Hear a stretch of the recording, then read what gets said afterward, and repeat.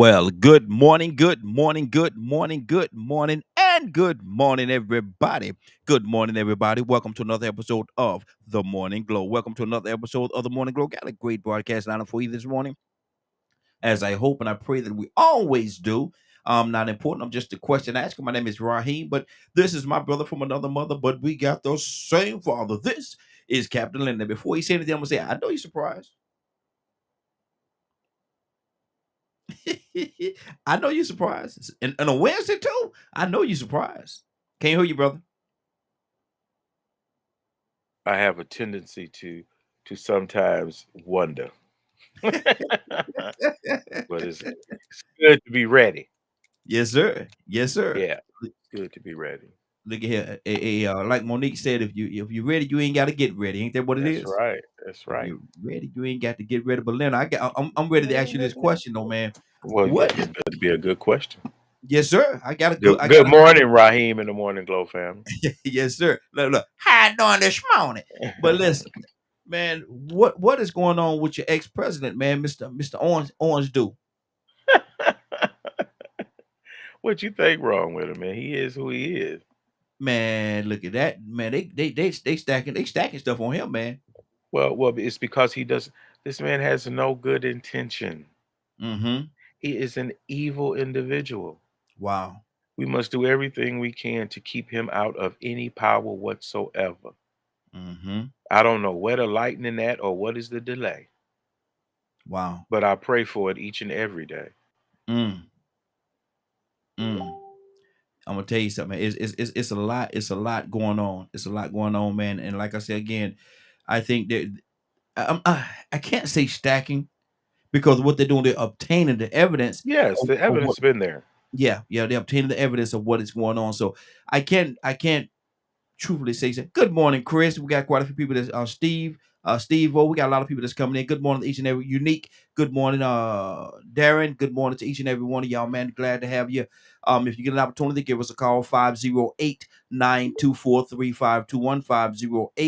508-924-3521. Give us a call. We definitely love to have your input. But as I was saying, I think they're just obtaining the evidence. It's not looking good on his behalf. It's not looking good at all. And so we just got to see how this thing can actually play itself out. Um, man, he in a stink right now. He's in a stink, What and you that how the old folks say. Yeah, he's in a real funk right now. He's in a funk. and you know what? That's his plight. That's what he chose for his life. So Mm-hmm. one, I don't care for him at all, really. So it doesn't matter to me what happened. I wouldn't piss it on him if he was on fire. Mm, mm, mm. God Almighty. And see, and that's the whole. A lot of people feel that way, but there's a lot of people that's on the other side of the coin. There's people actually out there protesting right now in Florida, Hmm. uh, Listen, protesting on another his devil out, another devil. Those devils are out there in Florida, California, all over the world. Trust me, the tear and the wheat has grown together. mm, mm. Badger. Good morning, sir. How you doing this morning? Good morning. You've been keeping up with the news about your ex president, Mr. Orange. When I can. Mm-hmm. Yeah, he's in. They stacking evidence, man, and he's in a real predicament right now. Something he actually created himself, but he's in a predicament. Well, I mean, I'm surprised it's taken this long. Hmm. Well, it's process. They had to go through the process, go through the necessary steps in order to get to where they are right now. I think a lot of stuff is coming out, a lot of information is coming out, and some of the stuff that from what I was looking at the news, and I what I like to do is I don't like getting news from just one side. I go to CNN, Fox, CNN, all of them, and I look at what they're saying. And a lot of time what you got to do is eat the meat and spit out the bone. But and Fox gonna stand in this corner regardless of what he do. He can't do no wrong over there at Fox. And so No. they're pro Trump. And so whatever Trump say, that's what it is. It's almost like he's endorsing the check for them. Some of the other Probably is. some maybe some of the other companies, man, not so much, man. They're they have their stance as well. Some of them anti-Trump, and so that's why I look at all of them. But what's really being said is consistently is that he obtained 15 boxes of top security information that he wasn't supposed to take out of the White House. And I don't know how that plays out or what that really means. But I know it was wrong. What do you say to that? Man, if you're specifically talking about him grabbing the boxes that he shouldn't have been grabbing, or all that, or that info stuff, Mm-hmm. I don't understand why he's free to roam at the moment. Mm. I mean, Mm. if it's against, if it's that illegal for him to do what he did, then why in the world is he not already sitting in a jail cell? Wow. Let's ask Leonard, why is he not sitting in a jail cell right now? Because the process does not push for that. The I mean, process is what it is, but it's not. It's not like it can't be improved. mm-hmm. You know what I mean? Like, say for instance, in order for there to be a Thursday, there must be a Wednesday. Mm-hmm. So things Mm-hmm. have an order in which they go. Mm-hmm. If you want more aggressive rules and things as it relates to these matters, you have to campaign for those things. You have to put people in office that want to change things that way. It is Mm-hmm. not what people think. See, that's why for me, it's not so much Trump, it's right and wrong. Mm-hmm. Was he wrong? Of course he was wrong. You know he's wrong. Mm. But he has the right to be indicted. He has a right to give his side of the story. He has the right to try to prove what is being said, and the evidence that people have is false. Mm-hmm. Let me And ask you it's this question. not. Let me ask, I don't think it is, but like I say, and that's due process. Yeah, Certainly that's due everybody. process. Yeah. But my thing is this right here. What could he say? What could he say in front of the American people that would make you, Leonard, think that he got a bad deal? Evidence is there. 15 boxes in his house in Florida, outside of the White House, which it was not supposed to leave the White House at all, not in any form or fashion or whatever. What could he say that would make you, Leonard, say, well, or at least give you the benefit of a doubt? Nothing. I mean, Wow. what? Say something. Mm-hmm. If he's never said anything Mm-hmm. Mm-hmm. to the contrary of what we see, he Mm-hmm. is set to be wicked. That's his campaign. Mm-hmm. This man has never shown you that he has any intention of doing a good thing. Yeah. I mean, I haven't seen it. So it's not about me in love with him or hating him the evidence, the Yeah. facts. Yeah. Either you are on that side and you are that type of person, or you're not. Mm-hmm. There's no in between on where you could sit and say, well, I think he'd be good for what? Mm-hmm. He'd be good for what? For what? Mm-hmm. No one's come up with a great idea. He hasn't even come up with one. Just a bunch of ignorant, Yeah. lying things that look a lot like what I have witnessed from recordings and things like that of back then when racism and things like that were legal. Mm-hmm. Him pushing for even more oppression of Americans, Mm-hmm. oppression of anyone not like him. That's who he is. That's what Mm-hmm. you have to deal when you're confronted with racism and people who are just indecent. So when I hear somebody say Trump all the way, and I hope all y'all go to hell, Whoa. because Whoa. that's where you deserve to be Mm-hmm. for what you support Mm-hmm. at Five every zero. level. 508-924-3521.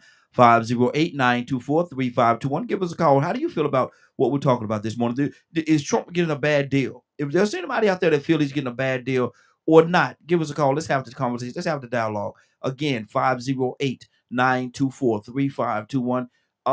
Should he have the benefit of the doubt? I mean, yeah, there was 15 boxes. Yes, classified information. Yes, it was supposed to stay in the White House. But is there anybody out there that think he's getting a bad deal? Yes. Is there Yeah, anybody out there? I know somebody getting a bad deal. They're Mm, gonna call it today. I wish they do. I wish Yeah, they do. they usually do. Mm-hmm. 508-924-3521. Give us a call. Let's hear from you. Let's hear your stance. Let's have a dialogue. Let's have a conversation. Let's hear your stance on why you think Trump is getting a bad deal. Now, it was brought up in the conversation yesterday about how he has such a stern grasp on Hillary and her emails and stuff like that. I need to know from maybe a Trump supporter, if you're out there, I need to know what is the difference. Hillary was so wrong with those emails. That was one of the main defenses that he had when he was running for the presidency against Hillary Clinton. Them emails. What about those emails? What about Mr. Trump? What about those 15 boxes? But you know what? There's no more boring an argument Mm-hmm. than what if, Mm-hmm. because it ain't what it is. There's nothing to do with it. Yeah. What? If I go to court for murder, what does Raheem have to do with that? Not a thing. Not a thing. Mm-hmm. I don't even people that I don't like, even it would be for my advantage. I would never propose that type of argument. Mm-hmm. Or what if? What if what? Just make something up? So now you're gonna Mm-hmm. dwell on what you made up as opposed to what is? That's your major defense. Something But you made. that's my problem with a lot of things, and why if I were changing media and things like that, you don't get to do what if. Mm-hmm. You deal with what is. Mm-hmm. You don't deal with Reality. what if unless one that is the next step. Mm-hmm. If that's where we're going, if we're coming up with scenarios on what we're gonna do about it, then we what if.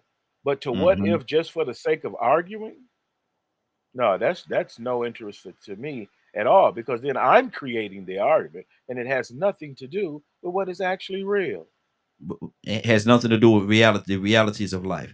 Let me go to Badger. Badger, you have to be on Trump's defense team. He have 15 boxes of information, classified information in his house, in his closet, wherever he had it. You have to make a defense for him, Badger. What is his defense? I mean, And then there's silence. the judge is linked to serial pedophile Jeffrey Epstein. Mm. I mean, there's that. Okay, now Leonard just said if he kills somebody, what do they have to do with me? And so that's a what if situation. So we have to deal with the facts that was actually on the table. We're dealing with the facts with Trump with this particular case. We can't pull another case in to right or wrong his case. So let's deal with his case. What is your defense on his case? And you're asking me to defend Trump? Yeah, I know it will be challenging, brother. I know it will be challenging. But somebody got to do it. I'm not gonna do it. I know Leonard ain't gonna do it. So guess who's next? I would tell him I would defend him if he literally hands over every ounce of money he has earned Mm, and all of his businesses. wow. Then I'll think about it. Start over from scratch. Mm-hmm. I wouldn't even do that.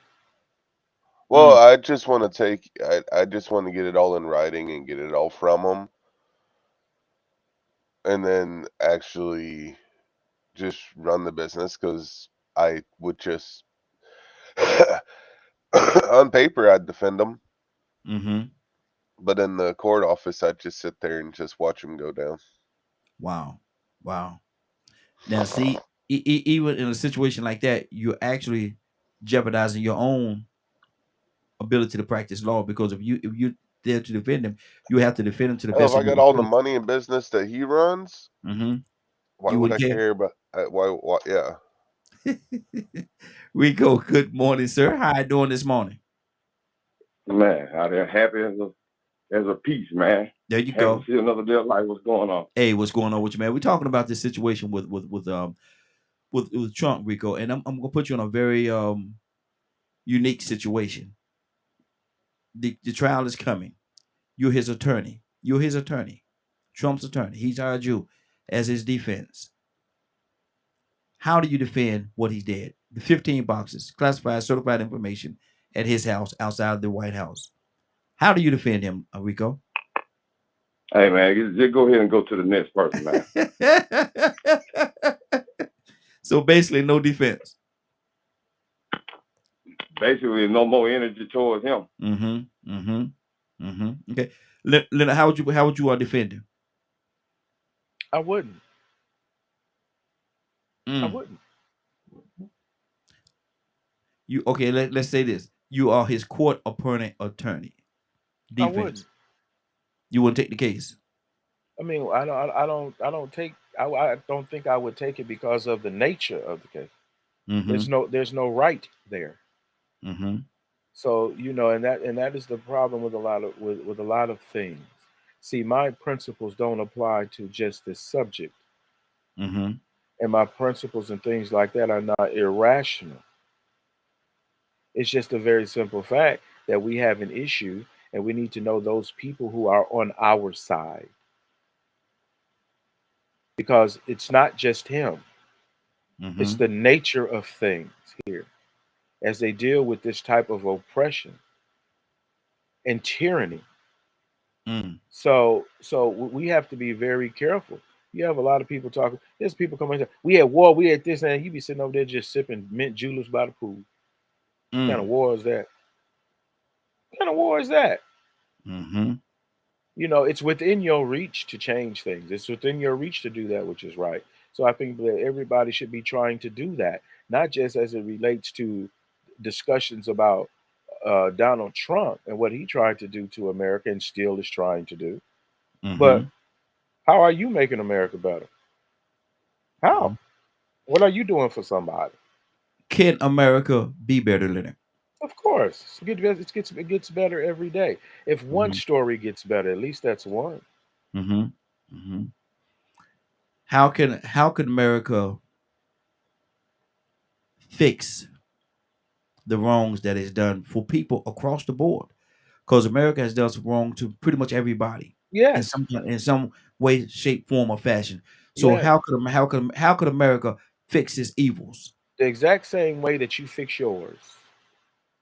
By setting your intentions on doing that which is right.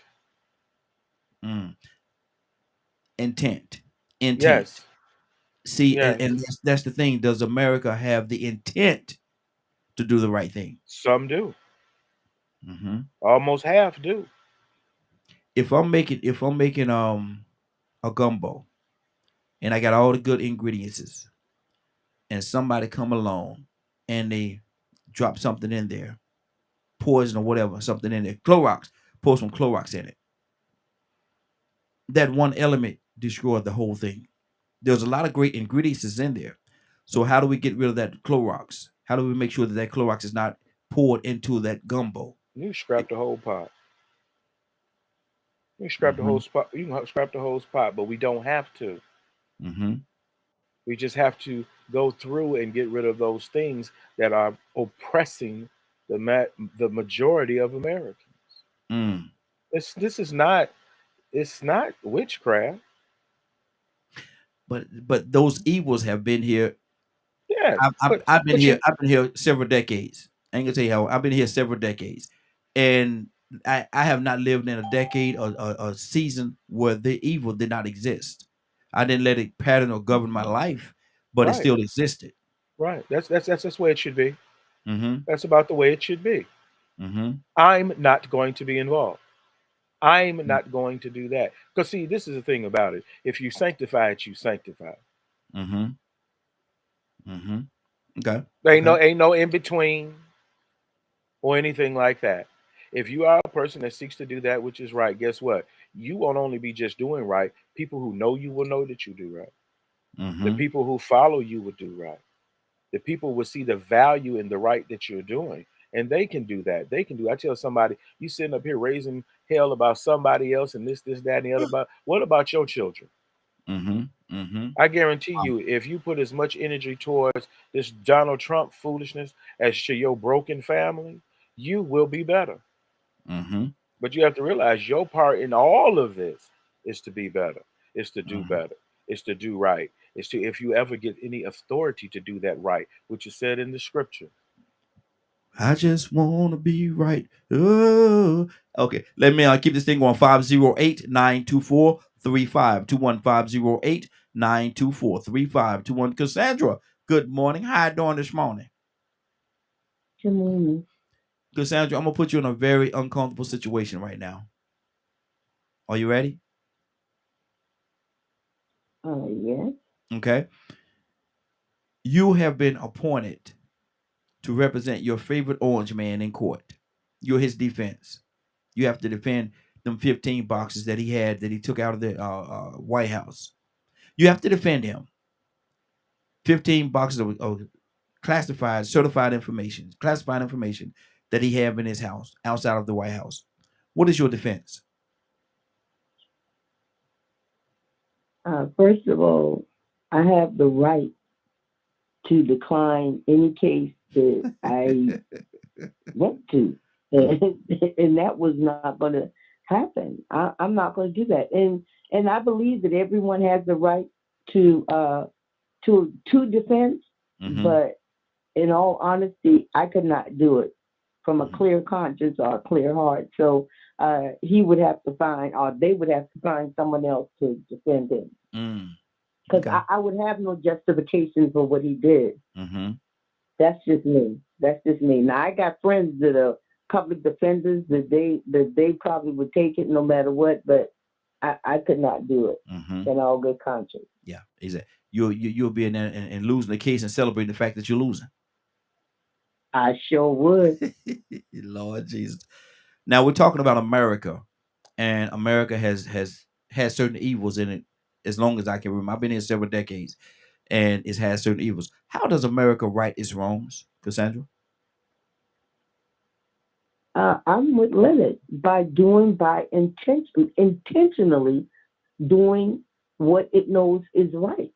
The only way that you right or wrong is with right, right? Mm-hmm. Mm-hmm. Now, let me But say that again. mm-hmm. The only way that you right or wrong is with right, Yes. right? Yes. Okay. So there we need to do what we know is right, what we know is just, Mm-hmm. what we know is equal, and then things will turn around. And how do we do that? It's something that Leonard and I sort of harp on all the time. We have to get out there, we have to vote and bring in people that will make the changes that we know that is necessary to make this country a better country. Because Mm-hmm. right now, it's not great. It's not even good to me. Mm-hmm. That's just me. Mm-hmm. That's just me. It's not a good country. It may be somewhere between awful and fair. Mm-hmm.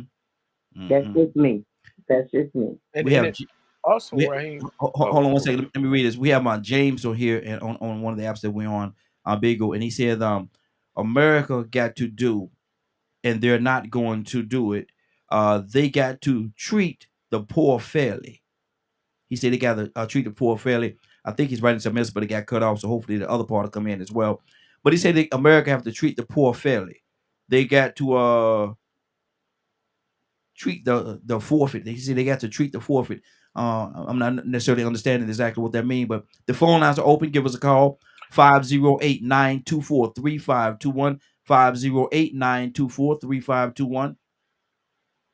He said, I don't know how that came up. Okay. But the number is 508-924-3521. 508-924-3521. Give us a call. Go ahead, Leonard. Just say, let's look at an issue and stop being so general. If you Mhm. have a side of government that does not want to, diabetics, this is for you, and people who have family members that are diabetics. If Mhm. you have a side of government that does not want to cap the insulin cost of insulin, Mhm. that's what you need to live, right, as a diabetic. Yeah. Why would you support the side that would allow for insulin prices to go so high that the Mhm. person with diabetes can't afford it? Wow. Point. Why would you support that side? Mhm. Why would you Doesn't. support anyone that didn't want someone else to have access to such life-saving medication? Mhm. Why Mhm. would you be on that side? Mm-hmm. Mm-hmm. It's That's good. because something's wrong with you or you're benefiting from it. Mm-hmm. Mm-hmm. What else is there? Excuse What me. is there? And unless you just, I can imagine building a story if I was a wicked white Mm-hmm. racist, if I could tell you that only make you believe that only black people was needing this insulin and only poor black people was suffering because of it, guess what? I could probably trick you into voting Republican. Mm. Wow. Wow. Rico, James said, if you're poor in America, you're going to stay poor. Do you agree with that? If you don't have the right access and exposure, we was talking last night about that positive reinforcement. Mm-hmm. Somebody to sort of give you some type of direction or guidance, or you might just have that innate ability to be a visionary and have that willpower to, what I'm saying? 'Cause there are very special people that have came along in this existence. They came from nothing and became something. So you Mm-hmm. can come from it, but we sometimes call those people unicorns. Really a Mm-hmm. hard place to come from. But see, you ask a question. I like to stay on topic. You ask the question. I want you to ask it again. Which one? The one about can America do better? I think is that what you Yeah, said? yeah, yeah. How does America fix its wrong its ills? Because it's created a lot of ills for a lot of people across the board. How do they fix their ills? Easily. Before you even can fix a ill or fix a wrong, the people that commit the wrong and had the power to commit the wrong have to admit or even recognize that they did wrong. Mm-hmm. If you don't acknowledge that you even did wrong, then ain't nothing wrong. Mm-hmm. So you throw Mm-hmm. everything else out the window. Mm-hmm. Because I ain't did nothing wrong. Yeah. You just gonna have to deal with it. Pull your bootstraps up. Just get over it. That's the mindset we have. Mm-hmm. This is a land of opportunity. If he could do it, you could do it. It's just your choice. You ain't got no mental disabilities. You ain't got no traumas. You just lazy. Mm-hmm. You just making bad decisions. No, man. There's a whole lot of stuff going on in this gumbo that you talking about, and the Clorox been poured in it. Mm. It was poured in it when we hit these docks. Mm-hmm. And we still want as much of the gumbo as we could get. Well, we Mm-hmm. want everything that they produce. Mm-hmm. We want to succeed. We want our best. We want to be the best we could be in a system that wasn't even meant for us to be in it. I ain't that dysfunctional. Mm. I think some people call it an oxymoron. But yeah, they can fix it. Only if they acknowledge something is wrong or that they did anything wrong. I don't know anybody that never admitted that they did anything wrong, fixed the wrong. Mm-hmm. I know people that admitted they was wrong and felt bad about it when they tried to correct it. Some maybe even apologized. Mm-hmm. Mm-hmm. That's good. That's good. Badger, what's on your heart, brother? Yeah. Um, it, man, dude. I think in some ways I'm kind of tired of talking about Trump. Mm-hmm. But that's what's going on, brother. We talking about what's going on. I mean, there's other things, in my opinion, that's going Okay. on that's Well, more Badger, important. stay on topic for me, brother. That's what we're talking about right now.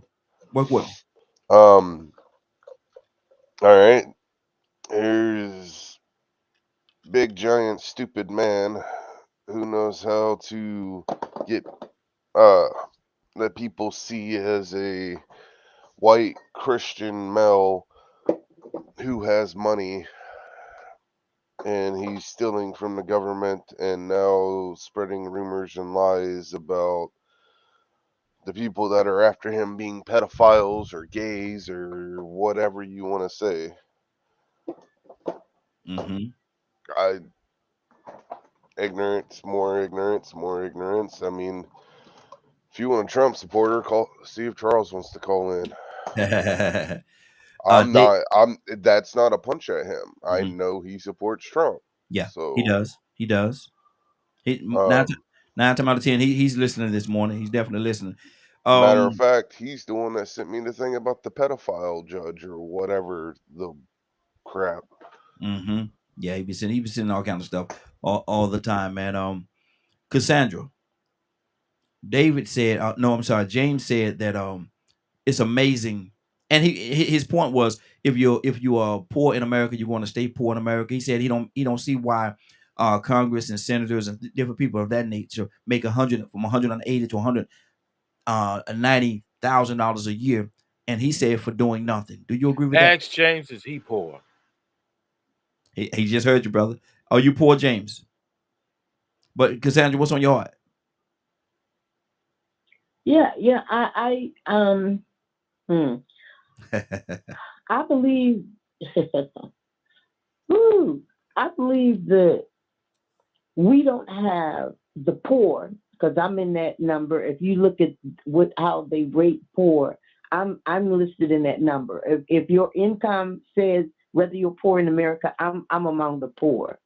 Mm-hmm. And I believe that there are, for some people, opportunities. People can say, "Oh no, if you want to get out of you can do." No, we don't. I think it was Rico that mentioned access. Yes, there is money out there, but many of the poor will never get access to that money. I don't care what you say. You can tell me anything you want. Mm-hmm. I don't care. But I know people that have done everything that they were supposed to do and still have not gotten access to this great American dream that everybody talks about. Mm-hmm. So I believe that access is everything. I believe a lot of, especially inner city youth, a lot of them do not have the access to education like everybody else. You can say, yes, they do. I declare, I work around them. Some of y'all may work around them, and it's happening. But a lot of these kids do not have the same access that white America children have. That's just my opinion. Okay. And James did answer your question. He said, "No, I'm not. But most of the people already are. I need to take advantage of some opportunities." He said, he followed up by saying, "I came out as soon as in 69. I got lucky and went to work for the utility," and it cut off right there, for I guess the utility company or something of that nature. That's what he said in response to your question, Leonard. You want to address it? I mean, I just asked because, one, I don't tell stories that people don't employ me to tell. Mm-hmm. I talk about the information, the things that are available, and the stories that I've heard, and the issues that I work on with certain people. I am not on that bandwagon of champion on what people do not have and this, that, and the other. Because 9 times when you show up, you realize, why didn't you do that? Mm-hmm. If you just want to pick with folk, because I don't know nobody that don't have access. I know somebody that didn't want to do certain things. Mm-hmm. I know some people that chose other things to do. Hell, I know people that make a good bit of money just singing and dancing. Mm-hmm. Okay? Mm-hmm. Half of you could go to school to be a doctor if you don't know what you wanted to do.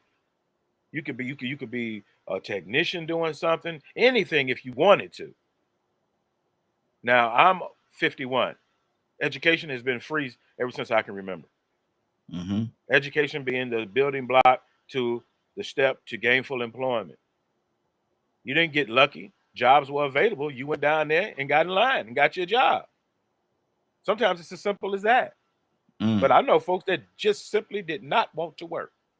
Wow. Because that 9 to 5 wasn't their thing. Mm-hmm. Education wasn't their thing. They weren't cut that way. Right. They just wasn't cut that way. Mm-hmm. So they chose to do other things. I don't even fault them for it because that's their life. Mm-hmm. Some of them made great decisions. Some of them made bad decisions. But when people sit around talking about the poor, who are y'all talking about? You can't say you poor and then be talking about other people being poor without making this distinction, the difference between you and them. I mean, that's if you're trying to resolve a poverty issue, because there is an answer to poverty. Which is? Education. But you just said that some people not cut that way. Go ahead. Hold on, I'll come right back to you. But you just said some people wouldn't cut that way, and education is not their thing. If that's the only way for them to attain this this wealth that we're talking about. If education is out there thing, what are they to do? You have to want it though. Mm-hmm.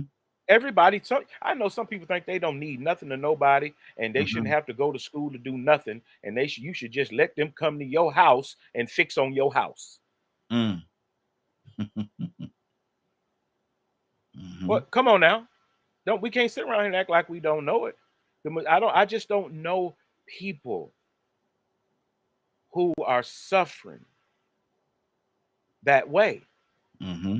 Now, I've been down there in workforce group. As a matter of fact, New Order always goes down to the Georgia Works Project, the people in transition, and just what they are. Some people who have made grave mistakes, who have come out of prison, who have done have had all types of issues. But what we all do agree on is that let's take advantage of this opportunity to go to Mm-hmm. the next level. Good deal. Good deal. That's called transition. Mm-hmm. Let me go to Cassandra. You wanted to say something? That's okay. I'll wait my turn No, back no, around. no. It's your turn now. What's on your heart? Oh, okay. No, I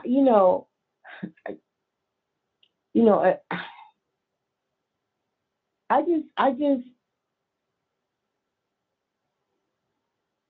man, I can't believe if Cassandra. I can't if believe we Cassandra lost for believe words. if we believe that poor people, you just want to be poor. If you believe that most of our youth that are out there, lost and not, if you really believe that, boy, we really in trouble. They don't want to do no better. They just want to be out there doing whatever.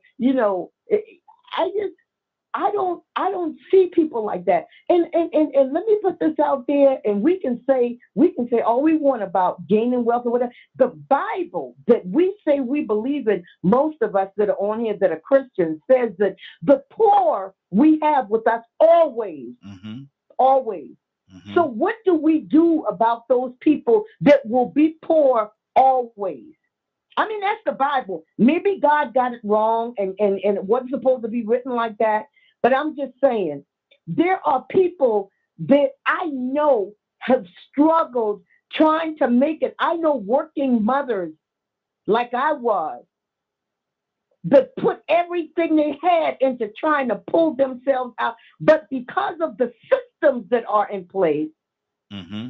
they could never get ahead in order to pull them and their children out of poverty. Man, listen, if we believe that people just, damn it, want to be poor, we got our own issues. I'm sorry. Mm-hmm. I'm sorry. I don't know many people that just want to be the lights being turned off or the gas. I went through that, man. I did not want to be in that position with my children. And yes, I'm emotional about it. Please go ahead and say that. Yes, I am. Because that's the reality of me and a lot of other poor people that I know. Okay. I could agree with you, and my heart certainly goes out to you, and I can feel the passion that you're coming with. And I don't know if that's emotional. I think it's more passionate. But Cassandra, we also have to deal with both sides of the coin. And if a person is in a situation and they know that it's not best for them, they have to do everything they can to get themselves out of that situation. Because with you didn't stay there. You didn't stay there. You did the things that you had to do to make sure that your family had the things that they needed to have, so they were not in that situation anymore. I think what's being voiced right now is a person have to. I say it all the time. God will provide for the bird, but He's not gonna drop it in the nest. The bird got to sometimes get out there and make things happen and do the things that they have to do. If I were to ask, if somebody would ask me, was education always the way? To me, I say no, not always, because like we said earlier, sometimes people are not cut that way. Education is not the way that they can go. They have to find out some other means in order to get to where they're trying to get to bring it together. And so I just say that a person have to have some kind of motivation to get themselves or their families out of that situation. Would you agree with that, Cassandra? Raheem, Yes. I don't know. No. Talk to me. It's just, This way I Wednesday. Talk to me. This way I Wednesday. No, it's okay. No, it's okay, because I think that some of us will always believe that that people just don't want to do better. Mm-hmm. They just don't want to do better. And they don't want to take the opportunities. And let me tell you something. It was almost to my death that I was able to work 2 jobs, go to school, man, listen, and still wasn't being able to pull my children up to where I wanted for them to live and the schools I wanted them to be able to go to. Man, I get it. Some of us feel like no, people ain't trying, and that's okay. I don't have that's just what you believe. But I'm talking about reality. If you, especially for single mothers, that's all I'm focusing on that end. Okay. And that's fair. Mothers. And that's fair. That's very fair.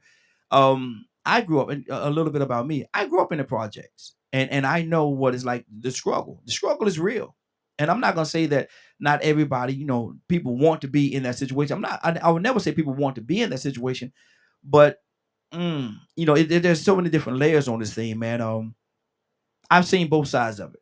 I've seen both sides. I say it like that, and I've seen what people work, almost work their fingers to the bone, like the old people say. And I've seen other people that sit there and wait for something and hope that it comes, that pie in the sky mentality. I've seen that as well.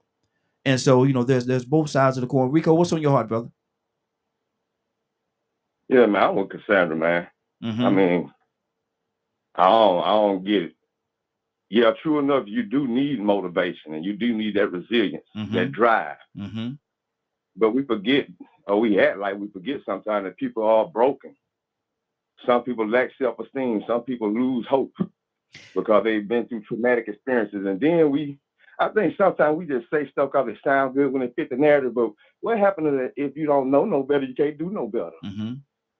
Let me ask you. If they don't know no better, how they going to get to it? Okay, Rico, let me ask you. They ain't had no access. They ain't had no exposure. Rico, let me ask you this question. Go ahead. Rico, let me ask you this question. And this could very well be a very unfair question. I apologize in advance if it is.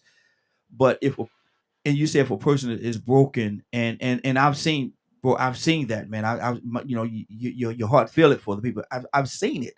People where they're broken. But what are they to do? Are they just to give up or try something new? I'm just trying to figure out, how this thing supposed to play itself out. If a person is broken, are they supposed to stay there and wither away, or are they supposed to get up and take another chance or another shot at this thing? What are they to do? They're gonna live life. They're gonna do what humans do, and they're gonna figure it out. And some people it's gonna be through trial and error. Because they still don't have the game plan, the playbook. They don't have the guidance. They don't have the direction. They don't have the mentors. They don't have the supervision. They're exposed to people putting their penises in their mouth when they're 3 and 4 years old. I mean, people, man, this is life, man. There's some people ain't got that access to exposure. I told a story that was on in nationwide news about a 15-year-old boy setting the house on fire and burning up his sister, not even realizing he didn't know any better. He didn't do any better because he was that simple-minded. His parents controlled and oppressed him to the point to where he was foolishly and ignorantly, because he wasn't mentally prepared or he wasn't mature enough. They handicapped him by the way they done him, and he set his house on fire. They didn't realize they locked him up first, and then they realized, wait a minute, this boy don't even realize what he did. He didn't try to do that. Then when it came out that the parents hadn't even been letting them out the house or go to school.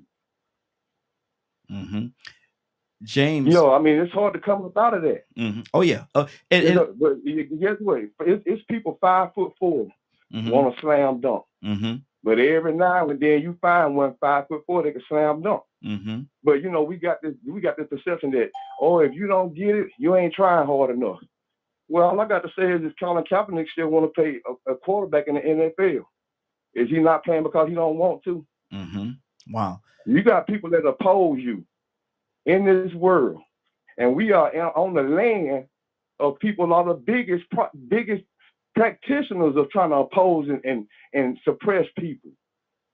And then all of a sudden we forget that the ball and the odds were stacked against us, and some people actually fell into those cracks that they designed for people to fall into. That's the reason why they invest in prison systems, because they set the game up for people to automatically drift into that direction. How you gonna pull yourself up out the ghetto? Well, I see this dope boy. He got things. Now he ain't got things. He got things. Mm-hmm. That dope boy got all these things. I see some of these folks on TV got, and he talking to the money too. And as far as I know, that looked like the route to go, because ain't no doctor or no astronaut or nobody else coming down here to talk to him about it. And my school teachers talking amongst each other about how I stink. They ain't asking why I ain't turning in no work. They just talking about me. Mm-hmm. But the only thing I see good is this dope boy stacking his pockets and pulling these women. I think I'll take that. Wow, and that's a reality. That's absolutely a reality. James said this. We got Curtis online. I'm going to go to him as well. He said, no, he's supposed to get up and recognize, talking about that's broken. Say he was supposed to get up and recognize somebody who was broken, and ask them how, somebody who was broken, and ask them how they did it. Second part is, see, we hate to ask, but everybody needs a starter. He said that you're supposed to go out there and ask somebody that was broken, that you saw that was broken, and got himself out of that rut, and ask them how they did it. And in some instances, Rico is he's talking about that drug dealer. The drug dealer may have been in a rut and said, well, look, I'm gonna go out here and start selling drugs. Now, we're not condoning it. We're not saying that it's okay to go out there and sell drugs. We're certainly not saying that at all. But in some situations, that's how a person get themselves back up on their feet. I know You know, man, some everybody like to reference music. Mm-hmm. Everybody love referencing music on here. Mm-hmm. What about that song? It's called Survival. Mm-hmm. Only the strong will survive. You remember that song? Yeah. Mm-hmm. Oh, everybody loved it because they could relate to it. Mm-hmm. You got to be strong, man. Mm-hmm. Oh yeah. You got to be strong, but everybody ain't that strong. Mm-hmm. Mm-hmm. That's good. That's good. Curtis, good morning, sir. How you doing this morning? This is a hot topic this morning. This is way out Wednesday already. Curtis, what's going on, brother? Morning, brother. Morning. How y'all doing? Hey, doing good, doing good. Curtis. Yes, sir. Yes, sir. What's on your heart, brother? Talk to me. Well, I really don't know what y'all talking about. I just called in, man. Mm-hmm. You know what I mean? Like, I caught right when Rico was like maybe 3 sentences before he finished. So I don't know, exactly what the topic is. Well, we're talking about making it over, overcoming obstacles. America. Well, the question was, how does America get past the wrongs that they've done? Because America have done wrongs to so many people. Then we start talking about the financial situation of people when they find themselves in a rut, when they find themselves in a situation where the lights are being cut off and different things of that nature. How do they overcome those obstacles? And some said that they have to just get out there and, like it's been said, pull themselves up by their bootstraps. And some people say that it's real hard for them to do that because of the hand that they dealt, they don't know. So, Curtis, what do you say to that? I say all of the above is true. Mm-hmm.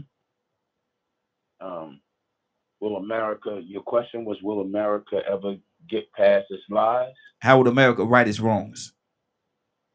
America can't right its wrongs, man. You say can't? No. Mm-hmm. No. America has done too many wrongs. Too many wrongs. They will never be able to right all of those. At best, they can do is apologize and try to exist in some form of truth and understanding.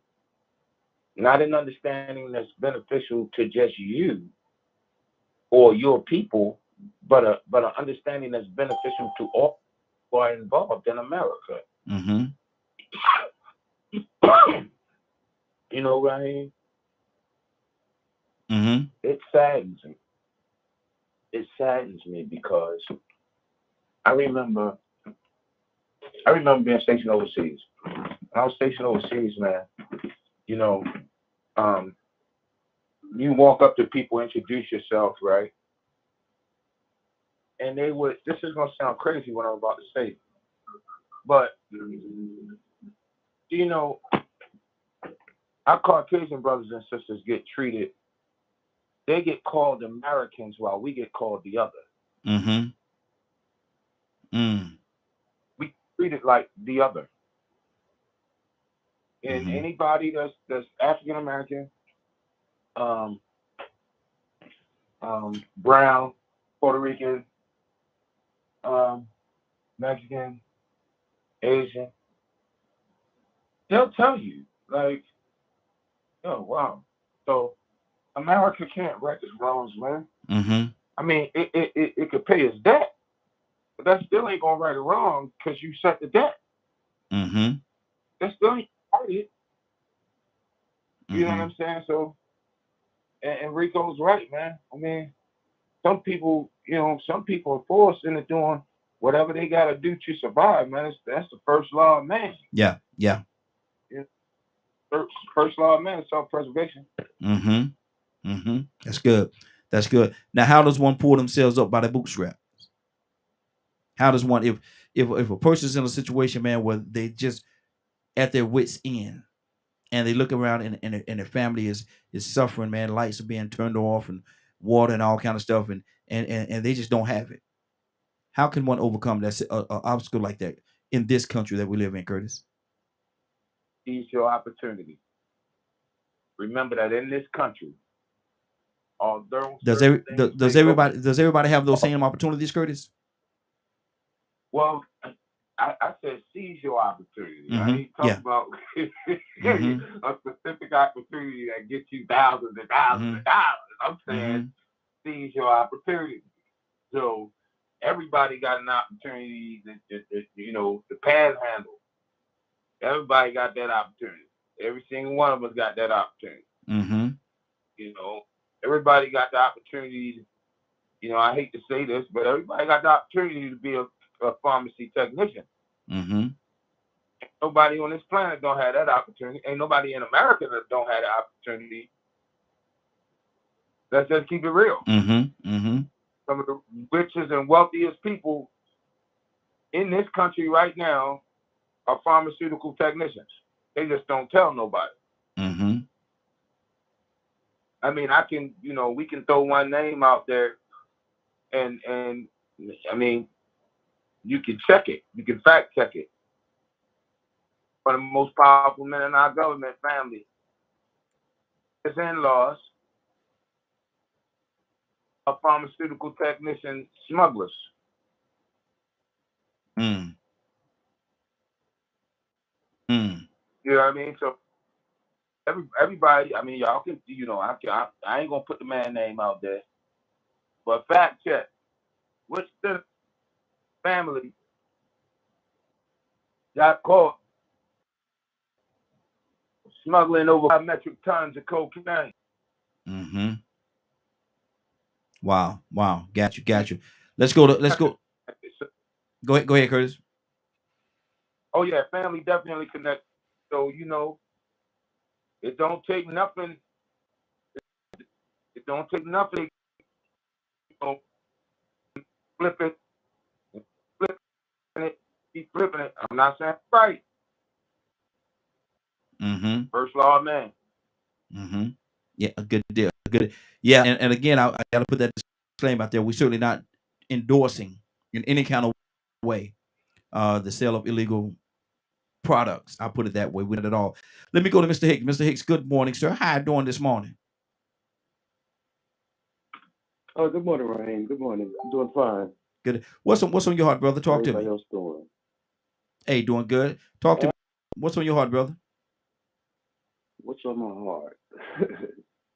Let me think.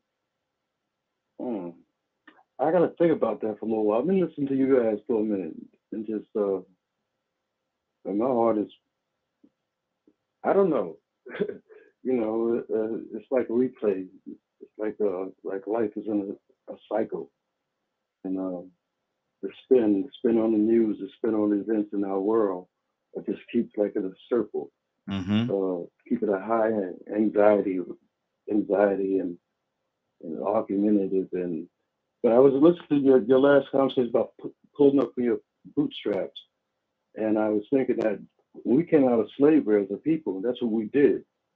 We did it in a tremendous kind of fashion. We learned to read faster than any other foreigners that was coming in this country. We learned everything. We already had skills, building skills and stuff, but we just applied that to ourselves and built our self-economy and relied on ourselves and didn't have the the government or liberal kind of influence on us. But yeah, I'm here. I'm listening. I'll just listen. Good deal. Good deal. Let's go back to Cassandra. Cassandra, what's on your heart, sis? Yeah, yeah. I'm just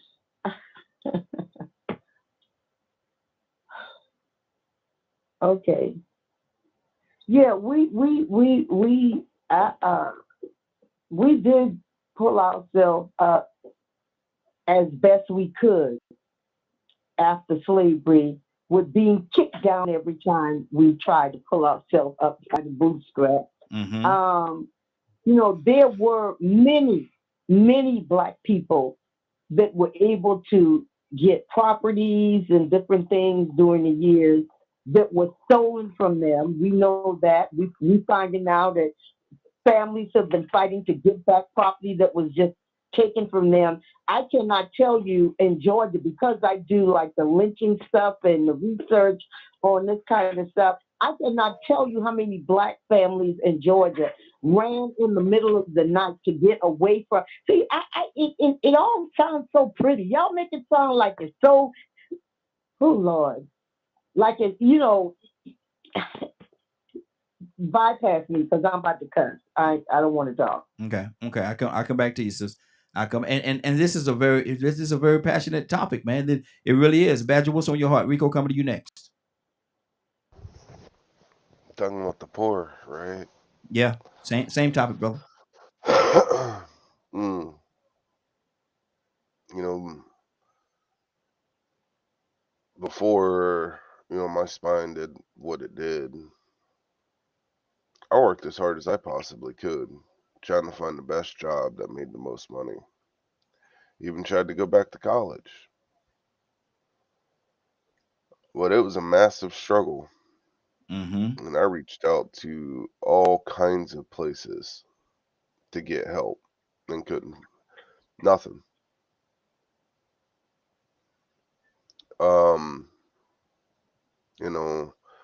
Not being allowed to have, my Native American card.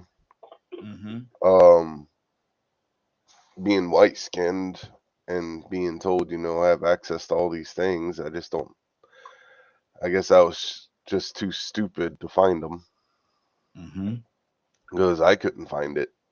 Any of the stuff that I supposedly have access to. Also has a lot to do with the state I'm in. And access isn't easy. Yeah. Especially, when your body ends up getting screwed up. But then there are others who had help or who found it or was able to, and they're very successful. So I think it's it's an individual type of thing.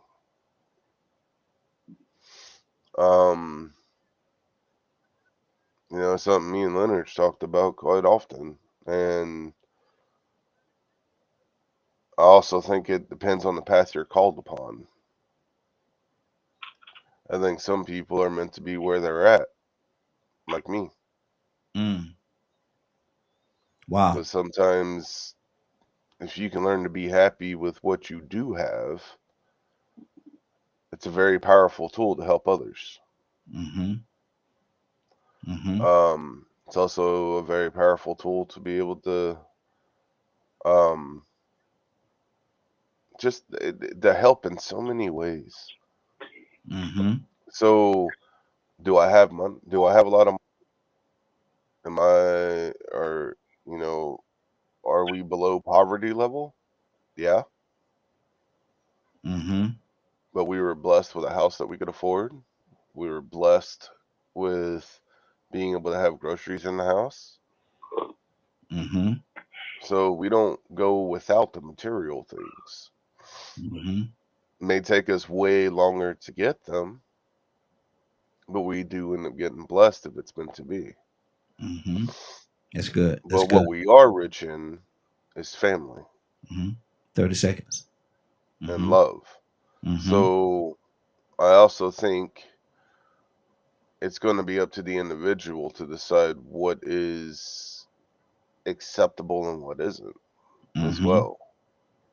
Learning to be thankful for what you do have and not for what you don't have. Absolutely. Absolutely. It was said to me, and my daughter gonna get on me if I don't do it. The cash app to support this broadcast, this ministry, if you will, is dollar sign on Cash App is $ DKM Radio, $DKM Radio, and on PayPal is paypal.me/DKM. So if you're interested, there you have it. Rico, what's on your heart, brother? And Navy, coming to you next. Man, you ever heard politicians or wealthy people speak about the way lower income people have to live, like they know about it, know their experience? Mm-hmm. Or you ever heard white people try to speak about how black people perform and what we think and how we feel on the outside looking in, assuming, but they really can't relate. When you listen to them, you know what, man? Not only have they not been in this situation, but they don't even know anybody in this situation. They don't deal with people like me. So they just thinking that this is what it is. Just like what Joe Biden said that about the super predators. I just want to get rid of them and lock them up. I don't care what created them. Wait a minute. Either you understand what created them and you don't care, or you just so ignorant about it that you don't care.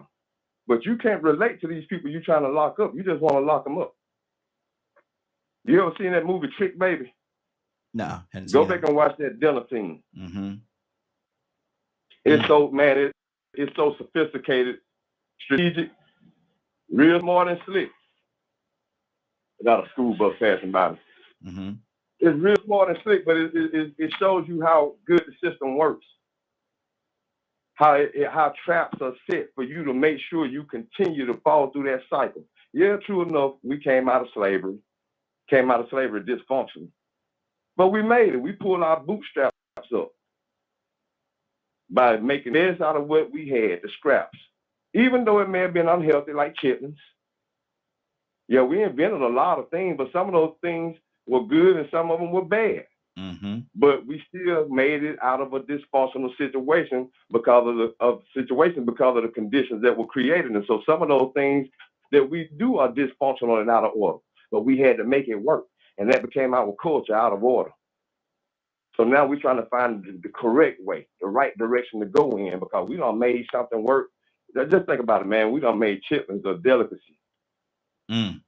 But you eat them things, man, they unhealthy. Yeah. So, I mean, when we start thinking about or start talking about people making it out of being poor or poverty, you got to understand, man, that the mental process that it takes for you to make it out of that.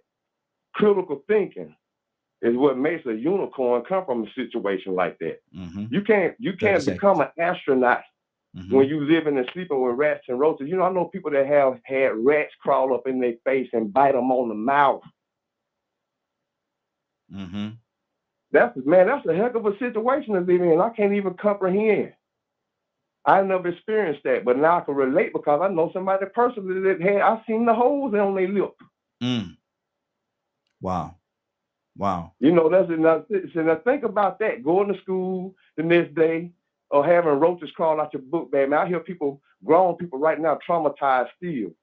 I ain't gonna even say traumatized, but they still have it on their mind about how embarrassed they were when roaches crawled out their book bag. Mm-hmm. Wow. But they're supposed to do some critical thinking. Yeah, you got to have thick skin, move on, but everybody isn't built that way. Sometimes people have been beaten more than the other. Mm-hmm. And then some people just haven't been beaten at all. Good so deal. they can't relate, and they don't know people that's coming from situations like that. Mm-hmm. Okay. Let me do this. 508 and 508-924-3521. 508-924-3521. I got to sneeze. It won't come up. It'll come up in a minute. Excuse me. Navy, good morning. How you doing this morning? Good morning, and bless you. I'm doing Thank good. you. How Thank y'all you. doing? Hey, doing good. We're talking about how can America right the wrongs that is done to so many people across the board. And how can an individual, if they're in a down situation, how can they get themselves out of that situation financially, pull themselves up by their bootstraps, or is that even possible at all? What's on your heart, David? Talk to me. Oh Lord, that's a kind of a loaded, some loaded questions. Okay. Hmm. Well, the first question about how can America correct this wrong? Yes. Mm.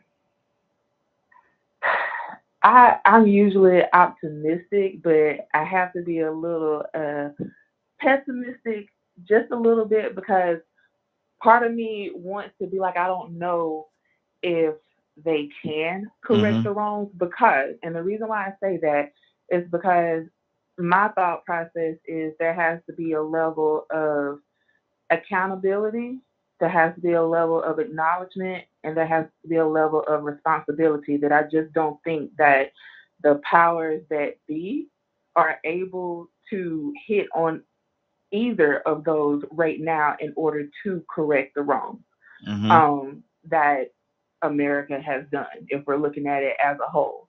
Because those three things are very hard. They seem so simple, but Hmm. it's hard for people to actually execute those things because, well, I didn't do it. So why should I have to pay for the sins of those that came before me and yada yada? And there's not a sense of I don't even know if everybody can unite enough to correct Mm. the wrong. And Mm. that's like I said, I like to try to find the silver lining in it. But until those things happen, I just kind of think that we just spinning our wheels. We still stuck in the same mud. Um, Hmm. and the second question was about how can people what was the second question? Pull themselves up by the bootstraps. How could they get out of the situation if they're in a financial rut? Are they able to get out, or is the poor always going to be poor? Mm. Unfortunately, for some, that may be true. Mm. And then for others, they find a way. I really can't tell you how they find that way, other than, mm, I'm gonna have to think on that one a little bit because I'm trying to think about myself in that Hmm. situation Hmm. and how, I had a level of determination that was just like, I saw my mom struggle, but I also saw my mom be successful in other ways, just like I saw my biological dad, just like I saw my grandmother and my grandfather, have and run their own businesses. But I also saw the ugly side of that too. Um, so I wish I could give like a formula or a one size fit all solution as to, hey, if you want to be successful and if you are lower than a pregnant ant's stomach right now and Good you're still Lord. trying to figure out how your life is going to get paid, then this is what you need to do. I Hmm. wish I could give that solution and formula, but I really don't. I think that that's an individual thing, but I also think that it comes along with what you're exposed to. Hmm. And honestly, like your mentality that you're fed around, if I wasn't around those that was just like, hey, yeah, you're gonna have some ugly days, and when it comes to entrepreneurship or when it comes to just life in general, it's gonna look like this, but I'm gonna feed something, I'm gonna give something, I'm gonna pour something into you that will carry you over. Everybody doesn't get that. Hmm. Because if I'm hearing every day that you're crap, you're never going to be crap, and no matter what you do, you're not going to succeed, then so a man thinks it, so he Hmm. is. And Hmm. it becomes a self fulfilling prophecy. So Wow. I really don't know how to answer that question other than the other questions. I They're think right. I think you just did. I think you just answered it and answered it very well. Go ahead, Rico. I was thinking to a certain extent she did, but I was thinking maybe the question should have probably been if a poor person makes a choice to remain in poverty, what are some of those things that may make that person make the decisions he made or she made? Because I know I was saying earlier that it has to be some mental things going on along with being broken. So I mean, what do you think? Because the comment was made that if you are poor, you're gonna always be poor. Hmm. So what would make a person make the choice to always be poor? um, Again, I think that unfortunately that may be true for some, but again, I think that that goes back to what I was saying about what's being poured into them, how much access to resources that they have. I mean, I see people that come into my office every day that are literally walking 4 and 5 miles to a job, but going back to live in what we call Tent City down here in Gulfport, which is Mm-hmm. just a bunch of homeless people that live in tents, but they're going to work. They're doing all that they can. Like they're trying to utilize the resources. We don't have a good traveling and bus system Mm-hmm. around here in Mississippi, and especially in my area, even though we are a pretty significant size area for Mississippi, but you still have people that are in their late 50s, early 60s that are getting up at the crack of dawn every morning to go and work for $8 and $9 an hour just to come back to the situation that they left. And I Mm-hmm. don't think that it's because they want to be poor. I think that they're doing all that they can. I don't think anybody wants to remain poor. Mm-hmm. And if we're just looking at financially, I think that again, it's kind of a loaded question, but Mm-hmm. I just don't feel like anybody just wants to just remain in that situation because I see them, they're trying, they're putting their best foot effort, their best foot forward. Mm-hmm. They're giving as much as they can, but then there's also some situations to where they go to these resources and they're being denied. Yeah. Yeah. Like I don't understand how somebody that is trying the best that they can, walking everywhere, they're coming to get it, and you're still telling them, hypothetically speaking, for food stamps, oh, well, you don't make enough. Well, I ain't making nothing. Mm-hmm. I'm barely making anything. So you're telling me that I still have to figure out, I got to go do something that may land me in jail because I'm trying to feed myself or trying to feed the family that I left back in Tent City, but Mm-hmm. I'm walking 5 miles one way one day, every day or every other day to try to make a living. So I don't know. It's a lot of layers to this that we could get into, and it's not just one way, one stream, or one uh, avenue to look at it from. Mm-hmm. Exactly. Exactly. Let me go. Raheem, Yes. Navy, Navy, you about to make me cry. Thank you so much. Thank you. Thank Mm-hmm. you for what you said. People really believe that people want to be living on the street. I deal with the homeless all the time. Some of them are some of the most intelligent people you ever want to meet. Guess what? They do just what you said. They go and work for these little staffing things. But guess what? They can't even raise up enough money to get a little one bedroom or a one room spot to live in. It's not that people want to live. Who wants to live with roaches and rats crawling over you in a tent city or wherever you are? Who wants to live like that? Come on, y'all. I know you ain't there. You ain't never been there. But man, just let some type of humanity seep in. And you see that people don't let me put it like this because you're gonna say, well, yeah, some people like being poor. 99.9% of people do not want to be poor. Thank you so much, Navy, for what you said, man, because you said it all in a nutshell. Mm-hmm. Thank you. Mm-hmm. And let me add Wow. my 2 Hold, cents on the hold, next time. One more thing. hold on, Rico. Please, just, it ain't gonna take but a second. Ain't Okay. gonna take but a second, Raheem. Okay. Go ahead. Everything she just described, Mm-hmm. everything she just described is happening in the society right now where people will make who are making good money is complaining about inflation and gas. Mm-hmm. Wow. Wow. Even the people that's doing good struggling. Mm-hmm. Well, hold on. We living in an inflated time. Okay, hold on, Rico. I got to be fair to everybody, man. I don't played tennis with y'all a couple of times. I got to include everybody else into this thing. Let me go right now to Mr. Hicks. Mr. Hicks hadn't said anything. We got Toya with a teacher just called in. Want to touch on her as well. Mr. Hicks, what's on your heart, brother? I was thinking about that question you posed: can America ever right is repair wrongs or right is wrong? fix it? Mm-hmm. And Yes. I was thinking about my personal life. In my personal life, I can't go back in my life over all the people I've wounded and hurted. My parents, Mm-hmm. my children, when I was evolving. I think that for me, I start from now. And it's always a now. Every day is a now. Try to be better. But I think my parents, Poor parents from Alabama moved to Georgia.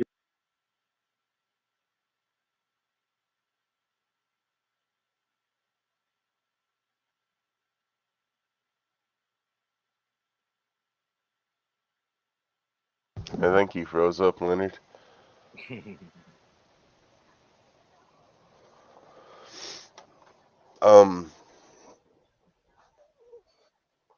It's a lot of what Navy said. You know, Well, I don't have a lot of comment on it because I don't know anything else but struggle. So I'm not going to sit here and tell you nothing else. No, I don't have, I'm just not into it. It's not my thing. I don't campaign for it. What I do is work with people to get them to where they want to be. And one, I don't have to sit around and make a story up at all because of where I'm from and who I'm around and how I was raised. So to me, when I came to the big city and I didn't hear about people having so much problem until, with the problem, the idea of a problem changed. So no, I'm not going to sit here. All I know is that a lot of people choose not to do those things that are beneficial. Poverty is not, you don't just wind up in poverty. You could be born into poverty because of the decisions that your parents made. You understand what I'm saying? But all these great stories of all these people who have came out of poverty, we want to ignore that and now tell people that they can't come out of poverty. I mean, it's dependent on what do you want. Can't nobody make you do nothing. I can't make you go to school, even though I know that if you go to school, even if you went to school for a little bit, or even if you trained under apprentice or what have you, pretty soon you're going to want to eat. Ain't nobody never gave me nothing. And it's not to say that I'm any better than anybody else, because I'm surely not. But what I did do was listen to people that were telling me better, taking information from the things that I learned on my own. And when I was out there walking around not knowing what I was going to do, I had to come up with a plan for me. So because wasn't nobody rushing to help me. Well, wasn't nobody rushing to say, hey, you know what? I got a place you can live and don't have to pay rent, or blah, blah, blah. I came here with a duffel bag and a desire. People let me sleep on their floors and on their couches. But one thing I realized is a lot of people who come from where I come from come here, and we have to let them know, you got to work, bro. It ain't all fun and games.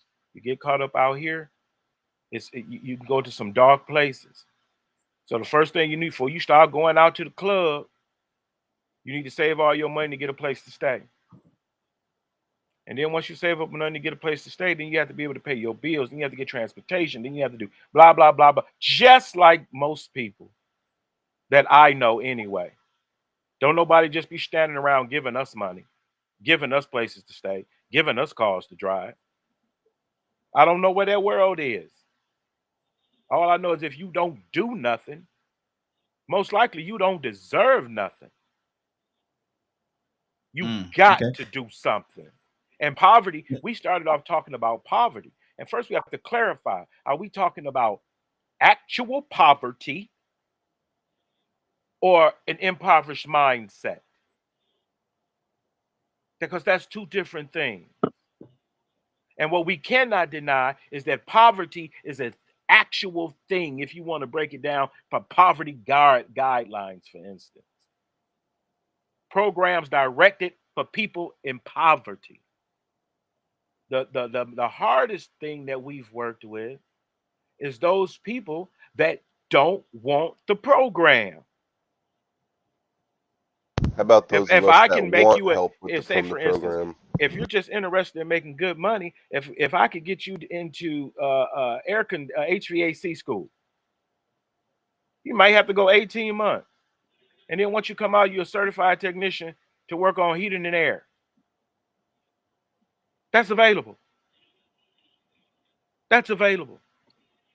All these types of things we could be doing. Most people I know who have the situations they have, most of them have them because of choices that they've made in their life that have not benefited them. And don't get to talking to me about other things that don't relate. Victimization is not choice. So you can't substitute victimization in a choice conversation. Did you say not choice? You say There's victimization? victimization and choice are two different things. Okay. Mm-hmm. Victimization is something that happened to you. That has nothing to do with where you could go and what you could achieve, because too many people have written books and told the stories about what they have done after these things have happened to them. Mm-hmm. So Hold we right need there. to push that narrative Mm. as opposed to the narrative where you can't do nothing and you ain't gonna never get out of poverty and you ain't gonna never, it's just designed that way for you to be that way. No, I'm not getting involved in that Hold right. type Hold of right. thing. Okay. Hold right a second. Let me pull some more people in. Now, Mr. Hicks, you were saying something when we got cut off, sir. Let me let you finish thought, and then we got a couple other people that just called in. I want to touch on them as well. So, Mr. Hicks, finish your thought, sir.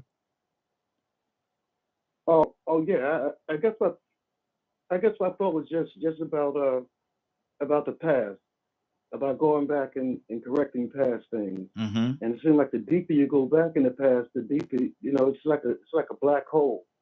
I Mm-hmm. think coming out of depression for me in my life, my experience from everything was coming out of that black hole, coming out of my past. And I think it was that there's a verse that touched me. It was that therefore there no condemnation for those who be in Christ, to be a new creature, Mm-hmm. and all things are passed away. It seems like just words, but when you take that to heart and begin to feel that you've been forgiven,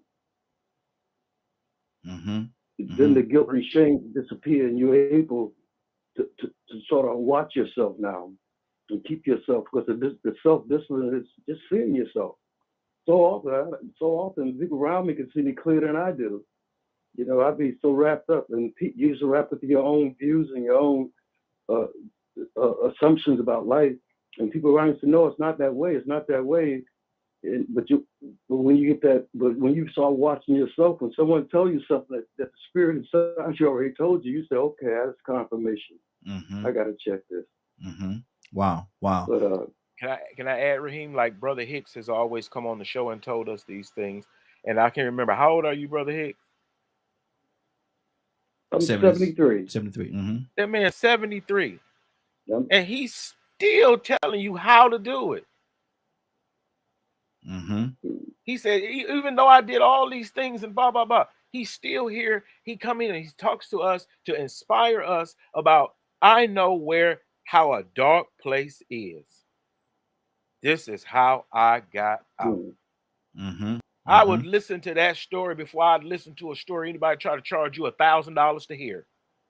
With all these get rich quick swings, scams and all this type of stuff. And when I can look at a black man who's 73, a black man still trying to do what's right. Mm-hmm. Good day. Despite everything I know about the struggles of black men. Mm-hmm. Hold on. Hold on. Do what's right. Exactly. Hold right there for a second. Let me first let me get a phone number 508-924-3521. 508-924-3521. Toya with a T asking a question, and Captain coming to you next. Toya with a T asking a question. How can America right its wrongs? And it's done wrong to so many people across the board for so many years. And how does a person pull themselves up when they find themselves in a bad situation? How could they pull themselves up from their bootstraps, if you will? Or are the poor always going to be poor? What do you say to that? Two-part question. Oh wow, no, that was a lot for my brain, and it's early. And I just woke up. You got it, though, sis. You got it. You got it. I'm not exactly sure what's going on. So you got to keep going. Okay. One thing I don't do, I don't allow my people to say what they can't do, because I have to remind them. We got people that was out there slaving and sweating in yards all day, having kids, having to make it work. It ain't nothing you could open up your mouth and say in 2022 that you can't do, and you black. Get away from me with that. Because we done came from too far and we didn't achieve too much for you to open up your mouth and say, oh, well, I can't start no fake business. All I can do is sell drugs. No, honey, different product. So you just got to keep going. I've learned. Somebody said something about suicide earlier being about attention. Black people always said that. That's why I didn't never have that problem corrected. That's why I had to be 40 before the Lord delivered me, because we think it's a joke. We really do. But that's more than that. You know, God had to remind me you were so powerful. The devil had to find any way, anything he could do to infiltrate you. And not only that, you so powerful, couldn't nobody do nothing with you. So he had to turn your mind on yourself. Mm.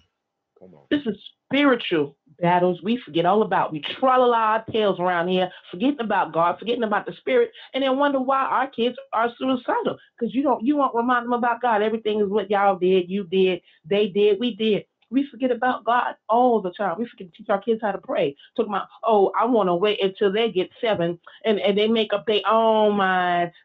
You sound silly as Google. Mm.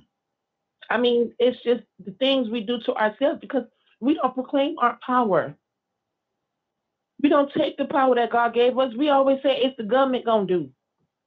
You're right. It is about mindset because my thing is this: how much dirt outside? If you look out your window, somebody got dirt. Why do we gotta wait on the government to feed us? Ain't it dirt outside? Mm-hmm. So why we getting ready to go hungry and there's dirt outside and you can throw some seeds out your window? Oh, we gonna get locked up. It's always something. Like I said, we don't want to do the work. You got to keep going. Because before somebody stopped me, I heard all them things, oh, black people this, black people that. I'm gonna be determined, I'm gonna show you. I'm gonna show you what I'm not. Mm-hmm. And that's how I became so tenacious. I had to build myself up because ain't nobody just stand by and say, Toy, let me go there. No, I was attacked by men. I was attacked by the devil. I was attacked by everything. And we all go through this in certain ways because the devil know what he needs to do.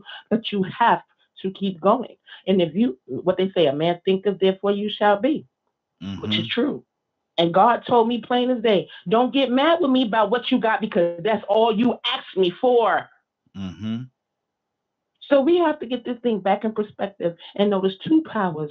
The one is the power that God gave each and every one of us that no man can take away, and the power that you have for yourself. You need to get up and use it, and don't let no devil, no human tell you lies about what you can't. Because when you got a Most High that open up his mouth and create stuff, and you're in that image, that means you were created too. And don't you ever let nobody take that from you. Keep going. Good deal. Good deal. Captain, good morning, sir. How you doing this morning? Oh, I'm doing fine. I thank you for asking. Good morning to everyone. Hey, I gotta ask you the question, brother. How can America right its wrongs for what it's done to so many people across the years? Well, I don't think America can right or wrong. To be honest with you, I think she have done what she's done, and that it's too late. Even if she tried to attempt to right the wrong, she would never satisfy the victims of her Mm-hmm. wrong. She could never satisfy the victims of her wrong. So she can't right it. Mm-hmm. She can't right the wrong. I mean, she can make an attempt to do it, but I just don't believe she can right it wrong. Okay. Now, how can one pull themselves up by their bootstraps if they find themselves in a situation? How can one pull themselves up by their bootstraps, or is the poor always going to be poor? Well, the poor is not poor. The poor is not poor. The Bible said, "Blessed are the poor, for they shall inherit the earth." Mm-hmm. If the Bible says, "Blessed are the poor, for they will inherit the earth," and in the earth is all of the riches. Mm-hmm. How can you be poor when you inherit all of the riches? Mm-hmm. Poor is not only a condition, but poor is an attitude. Mm-hmm. And how do you pull yourself up? Then how do you change your attitude? Everybody on this line, everybody, I do believe, had once upon a time been in a position of, of poverty. And some of us still in poverty. But poverty is an attitude. Mm-hmm. Poverty is a condition. You know, you don't have to be poor if you don't want to. The beautiful thing that God has given every one of us is the ability to choose how we live our life. It's Mm-hmm. called free will. And when you got free will, animals don't have free will, which means we have the ability, no matter what condition you're in, to change your life. Mm-hmm. And having that ability means I don't have to be poor if I don't want to. Mm-hmm. So being poor is an attitude, and it most certainly is a condition. But the attitude produces the condition. Mm-hmm. And I like what Sister said. Ain't no way you could be poor today. With everyone needs something. If you're going to be a salesperson, you only have to understand the principle of supply and demand. I've seen them in New York City. Mm-hmm. 30 People that you seconds. consider homeless in New York Mm-hmm. go to a doggone fire hydrant, take a daggone they go get these bottles they can get from any wholesale, and put the water of the fire hydrant in the bottle, fill it, Mm-hmm. put it on some ice, and stand there and sell it to people as they driving by for 50 cents to $1. I've seen that, Mm-hmm. and the water just come out the fire hydrant. Wow. So people could be poor if they want to, but you can't pull yourself up by your bootstraps. It has to be your attitude. That's all Wow. it is. Gotcha. And people would do better. Remember this: if only they are taught better. Mm-hmm. That's good. That's That's good. that's Good. my spirit. Good deal. Curtis, talk to me, brother. What's on your heart? What's on my heart? Yes, sir. Man, Cap just said, what I said earlier. Mm-hmm. It's man, it's hard, man. Come back to me, man. Let me process this thing, because I even get upset about it. I mean, especially when we start talking about homelessness and things of that nature, because it ain't all cookie cutter like we think it is, man. You know what I mean? Like, you just drove me to another thought. It's not all cookie cutter like we think it is, and it's not all cookie cutter like they say it is. Mm-hmm. In that particular area, man, forgive me, my phone probably gonna switch. It's actually switching on now. I think it must have just got into his car, and so his phone is switching over. Can you hear me? Yeah, you back. There you go. It ain't all cookie cutter like we want it to be, or like we want to believe it is. You know what I mean? And even in trying to believe that, sometimes we can fall privy or fall prey to the lie or the setup, right? Because I'm gonna be honest with you, man. Now I'm in it every day. Mm-hmm.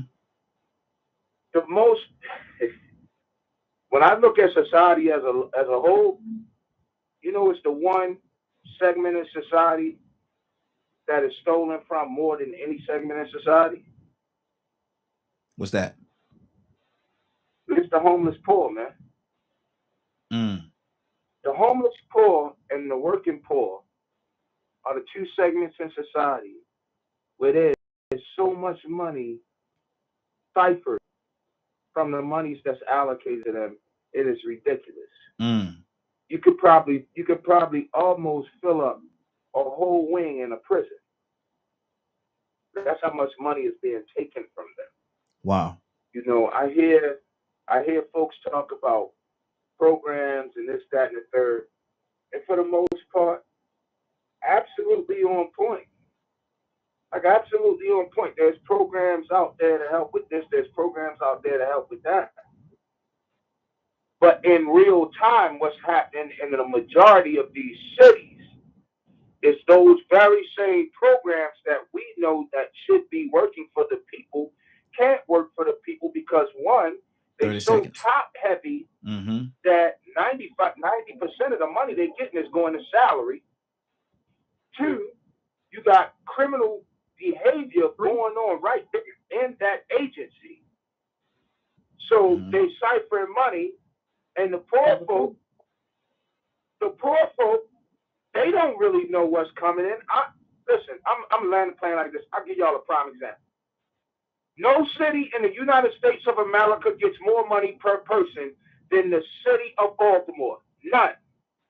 Whenever a bill is signed and it comes out of D.C., Baltimore is the first place to get it.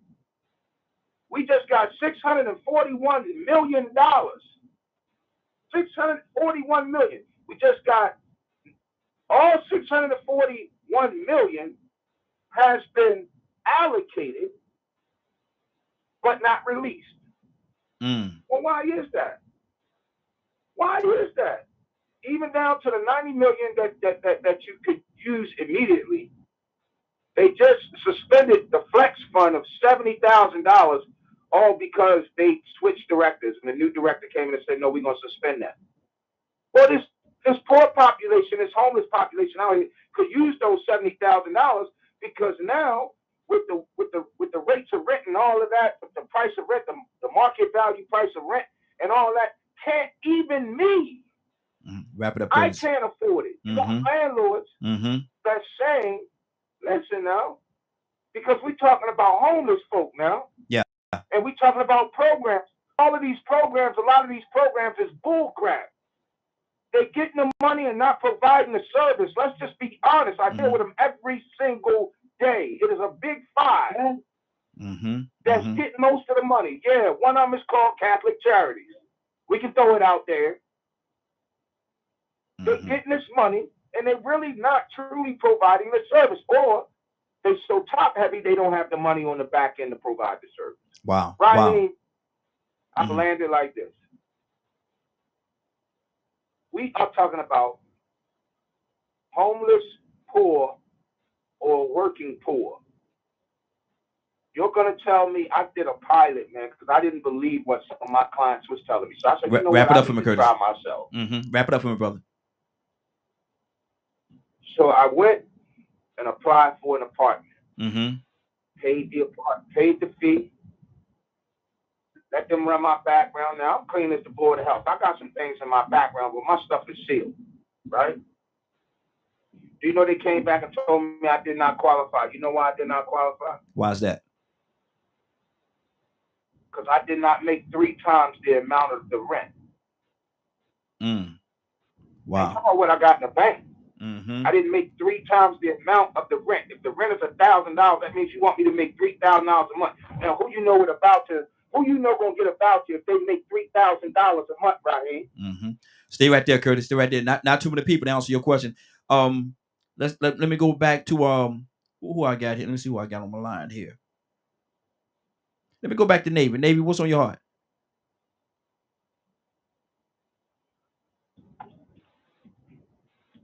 Okay, sorry, I was a little distracted. I'm just taking everything in, honestly, and I just kind of want to. I heard and I appreciate, everybody's different perspective, but I do just kind of want to put this out there when it comes to the debate. I won't say argument, but the debate of the working class, poor, homeless, whatever category of poverty that you want to put it in. And I do agree that there is some education and available resources that have to come along with it. But I also had to think about this because, and I'm completely looking at it from the people that I see every day, taking myself out of it because, like I said, I had a level of determination and I had people supporting me where I would not fall through the cracks. But again, everybody doesn't have that. So, okay, we're only looking at this. I can give, if I give you a book and I'm communicating that book to you, but if you cannot comprehend what's in that book, then it still doesn't do you any good. And for me, I feel like that's a part that's being missed. I would 1,000% agree. Like, if 2020 didn't teach you nothing else, it taught you to hustle. And my biological dad, me and that dude could sell ice to an Eskimo. One thing I'll never be is broke because that's what was taught to me. But I can't expect somebody else to have, one, that same level of determination, 2, to be able to have the same qualities that I do and know how to use my gifts, if you will, to benefit me, to get me out of a situation.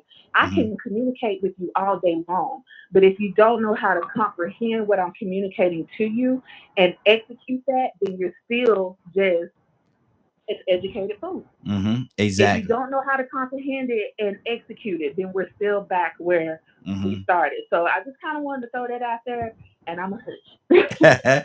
Good deal. Good deal. I'm gonna read again what this is James from Bigo. He said I still say it starts at voting.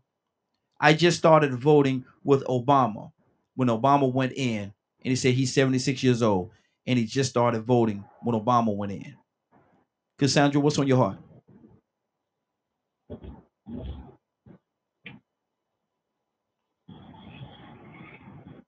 Rico, talk to me, brother.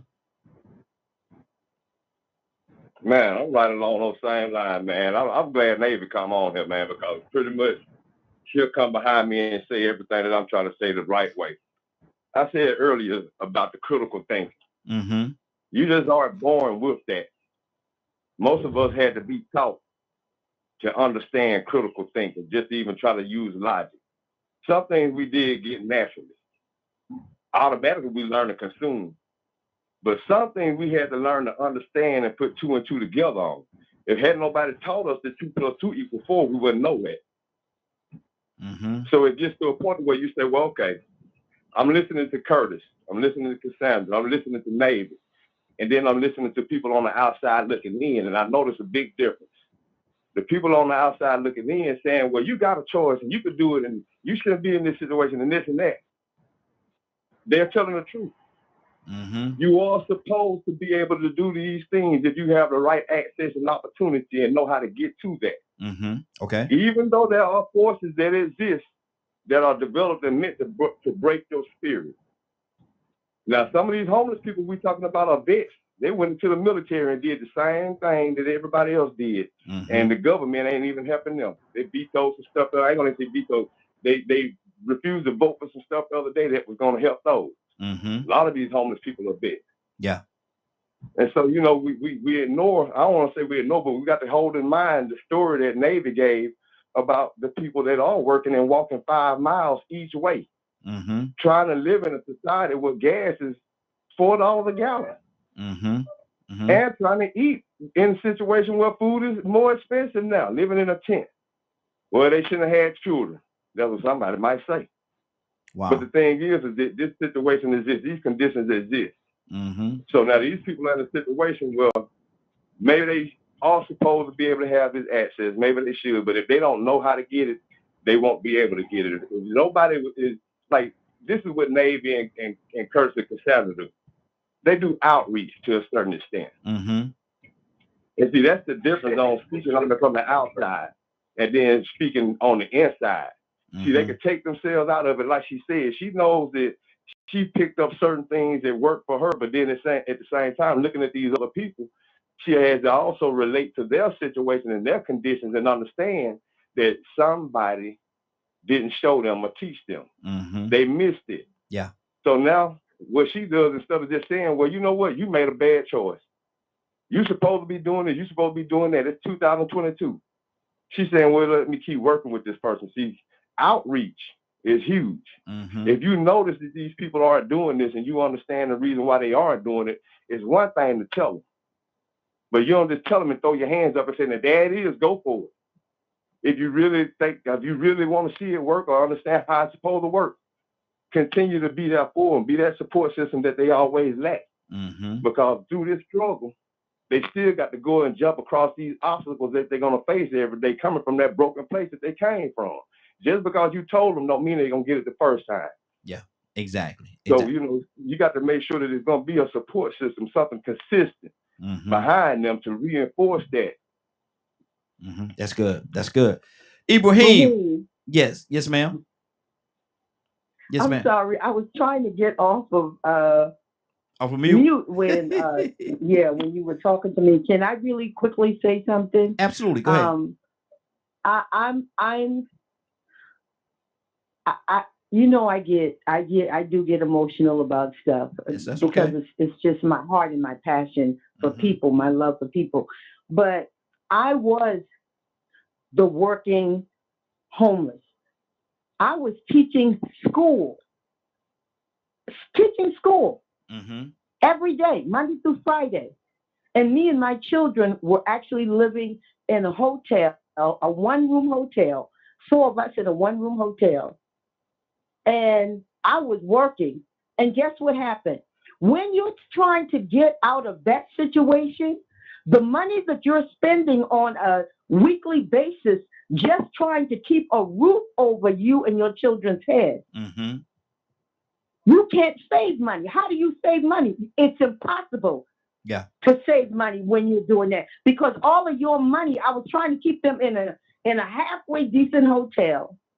So my entire paycheck would go to pay the hotel room. And then you're not even talking about food. The Mm-hmm. food stamp they gave us didn't even last. I was teaching school. Wow. Wow. You understand? After my husband left, got on drugs and left. Mm-hmm. So we can talk, that's why my heart goes out to people that are struggling, especially working poor people. Mm-hmm. Man, you're doing everything you can to take care of you and your children, your family. Mm-hmm. So for people to try to diminish that or demean that, say, you just don't want to do no better, that's a lie from the pits of hell. Wow. Wow. Wow. Okay. What's the lie from the pits of hell? I'm sorry, y'all got a call from a youth participant. What's the lie from the pits of hell? Saying that you don't want to do better. Or, That the working poor, Mm.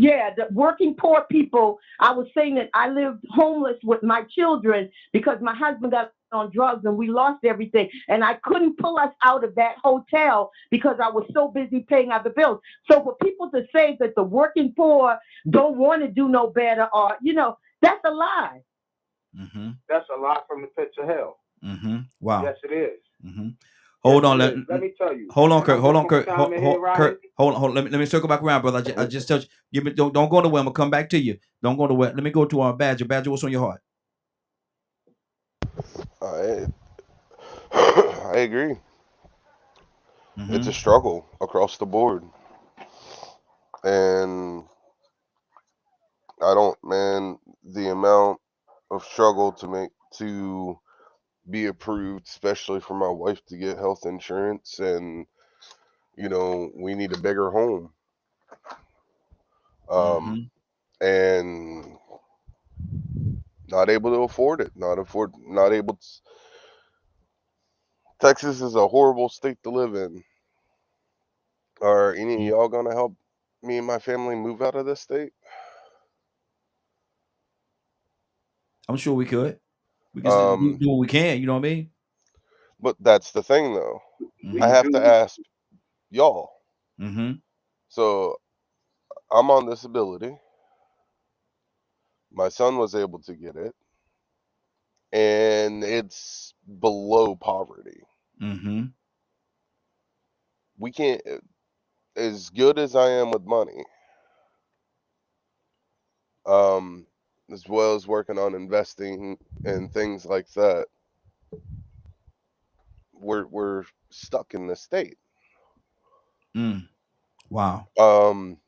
So it's. I mean, man. That's a See, lot, I've been right? trying to stay civil the whole time, and I'm just. It's insane. Mm-hmm.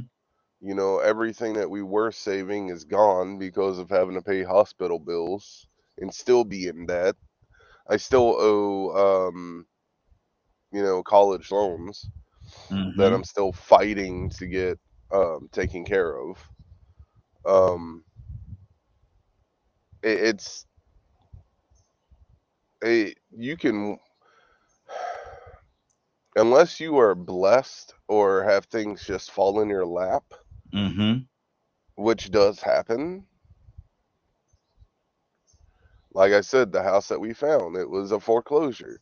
Mm-hmm. This is a 1 out of a million fall in your lap moments. Yeah. So yes, there are people out there that are able to work hard and get out of the situation they're in. But you can take another person that works just as hard, if not harder, Mm-hmm. and it just doesn't fall into their lap like that. Exactly. So there's so much about the situation of, I mean, and I can't, I meet people of every single race that it has this issue of having to fight and work hard 30 to seconds, take, Bench. especially with family. Mm-hmm. I mean, explain to me how $256 is enough money each month to take care of all your bills and afford health insurance. Mm-hmm. Wow. How? For a caregiver. No, I can't see it. Um, we're gonna let me get a phone number 508-924-3521. 508-924-3521. Give us a call. We definitely love your input. Got a pretty hot topic going on this morning. Let me go to Toya with a T. Hadn't heard from her in a minute. Toya with a T, what's on your heart, sis?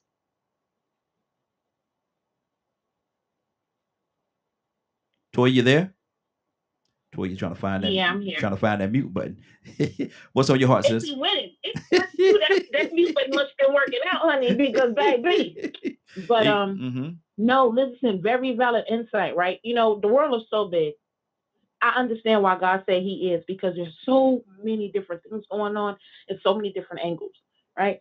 And when I was dibbling and dabbling, the Lord had me do service for about a year and a half straight because I was just out of control. Mm-hmm. And I did meet people who didn't want it. We're sitting in the school, they're giving the food, they'll take the food or the toys for the kids and sell them back to Walmart. Try to get them a job, get them, say, hey, I'll drive you back and forth to work. When you get your first check, just pay me then. Would not do right. They didn't want it. I know people who got clean, got sober, got their own place, did that for about a year and said, nah, I gotta go back.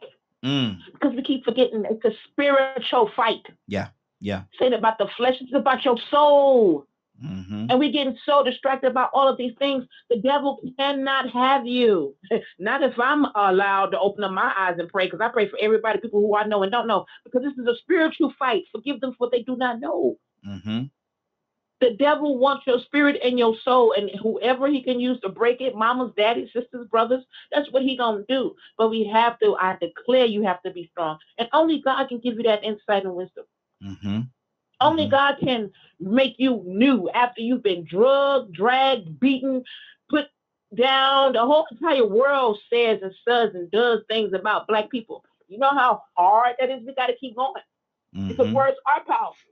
You know what I'm saying? They can hurt, but you got to keep going. Yeah. You know what I'm saying? Yeah. You can feel like that about me because I'm Black, and that's okay. But God told me different, and I got to figure out who I'm going to roll with. And is it hard? Yes, it is.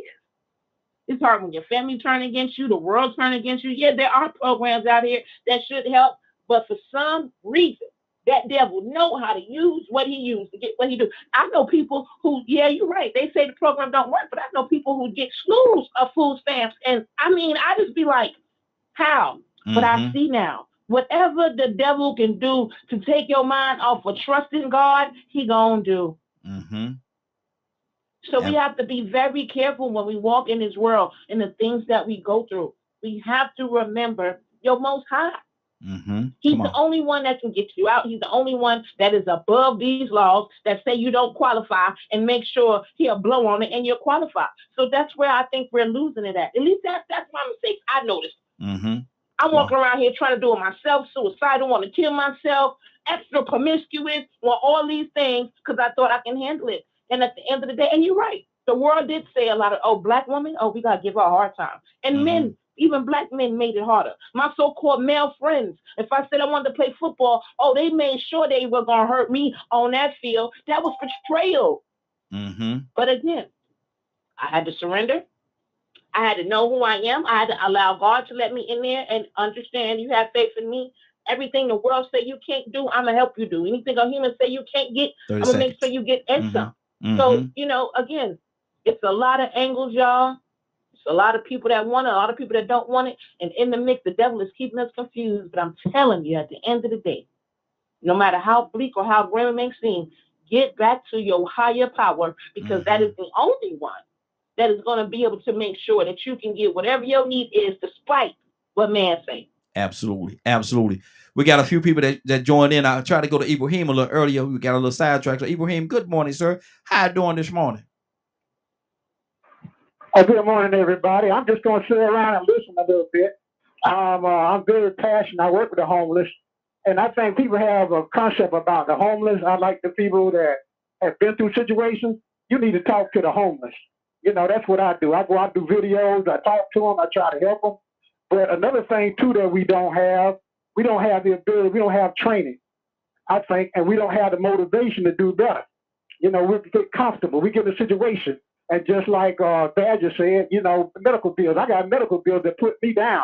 I lost my job because of my medical health. I had to fight, sue, go through a lot of things. But what I did do, I had the ability to sell. So I went and got with the flea market and bought stuff. You know, got some stuff for free, bought some stuff, sold some stuff, and I made it into a business. Until I got too sick, I couldn't even do that.